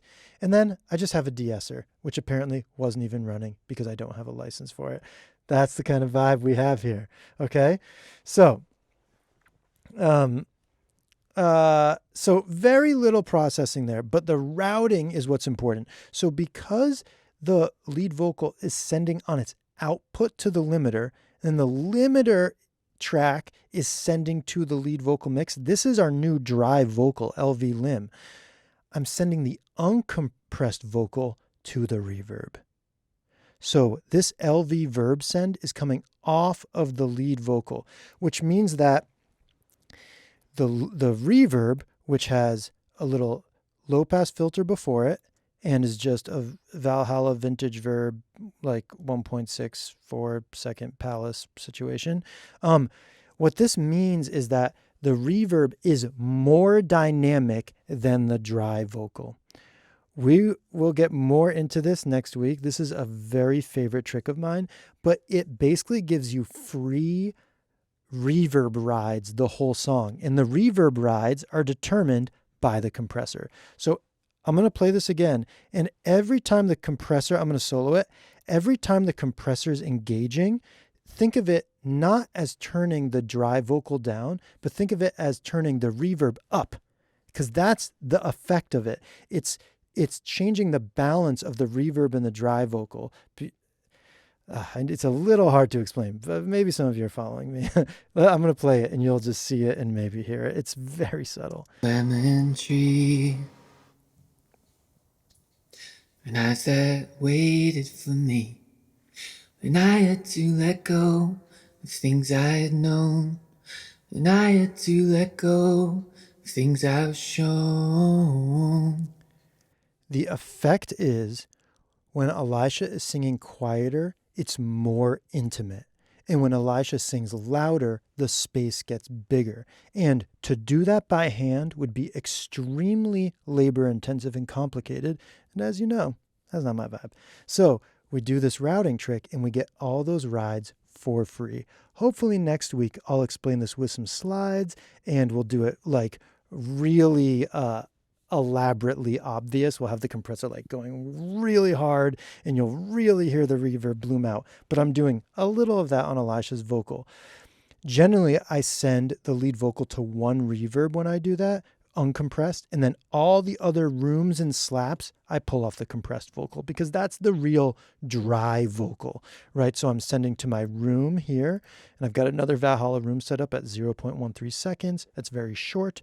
And then I'm sending to the slap, which we made together, and that all served to make the vocal sound. So a little bit of compression, a little bit of low cut, a little bit of high boost, a little bit of this funny little routing trick, and a room reverb and a slightly longer reverb. They're nothing very long. The long reverb's on the background vocals. For that, I used a 5.5 second reverb. So the background vocals kind of really introduce the space. And to kind of make it so they're not the only things in space, I think I sent the... Oh, wait. Oh, I thought I did. No, turns out I think the steels had a lot of reverb on them, and I was trying to like match that with the background vocal so that like a couple things had a bunch of reverb. I think the steels have a bunch of reverb, right? Let's listen to Insta One.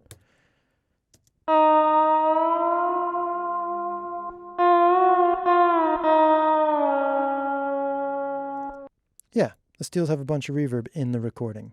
So I was trying to find something else to add a bunch of reverb to. Background vocals seem to make sense. Great. We're just past time.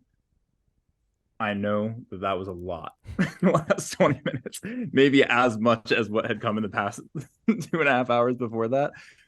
Real quick, we're going to go into that last technique in more detail next week. I think it would be worth just showing the image of the route for people who, yeah, totally. we're following most of that. Yeah. Okay. So, oh, you pulled it up. Okay. You want to? Yeah. Yeah. So yeah, I'll walk through it super quick. I feel like we should go for it. 30 seconds on go this. For it. Just for people who wanted to be able to use this week. So what's happening is that the output of the LV1 is going to LV compress, and then LV compress is going to the mix. So the dry vocal that you're hearing is compressed, but before it gets compressed in a different path, it's being sent to the LV reverb. So by sending the uncompressed vocal to the reverb has more of a dynamic response because the compression would limit the response of the reverb by limiting the overall dynamic range of the lead vocal. Many of the words that I just said are not going to make sense to some of you, and that is totally fine. You're not expected to know any of this right now, but we will break down more of it. And that also goes for a lot of what was just said. And we know that many terms were like just thrown out there, but yeah, that was kind of like some, if you didn't follow along, that's totally cool. And it's actually like, I wish I was in a situation when I was starting out where someone was just like saying all this stuff. I'd be like, oh, great. I don't understand it. Amazing. I'm going to go learn all those words. Go learn the words, whatever ones you remember. Also, go to the Discord because everyone is very helpful over there, and they will all explain gates, limiters, compressors, average limiters, peak compressors. People are going to love getting into this with you. I mean, I will get into it with you. Amazing. Well, great. I think that's all we got today. That's it. Okay. Well, should we keep going? Should we do 2 more classes like next Thursday and the Thursday after? Or do you think that was enough? That sounds great to me. Let's do 2 more? Absolutely. 100%. Let's do 2 more. Let's do it. And yeah, we'll see everybody at the Q&A on Monday. Don't forget to fill out the Mix Buddy sign up form. And yeah, we'll be sending the recording out shortly after this. Yeah. Oh yeah. And thank you all for being here. Oh yeah. And I'm going to put my mixes on the jukebox if you want to hear them and be, like, oh yeah, actually your mixes are probably better. Well, we'll see. We'll post them in the Discord and we'll post them on the course page as well. It's not a competition, but I'd love to share them with you. Okay. Bye-bye, everybody. Thank you for staying late. See you soon. Bye-bye. Recording stop.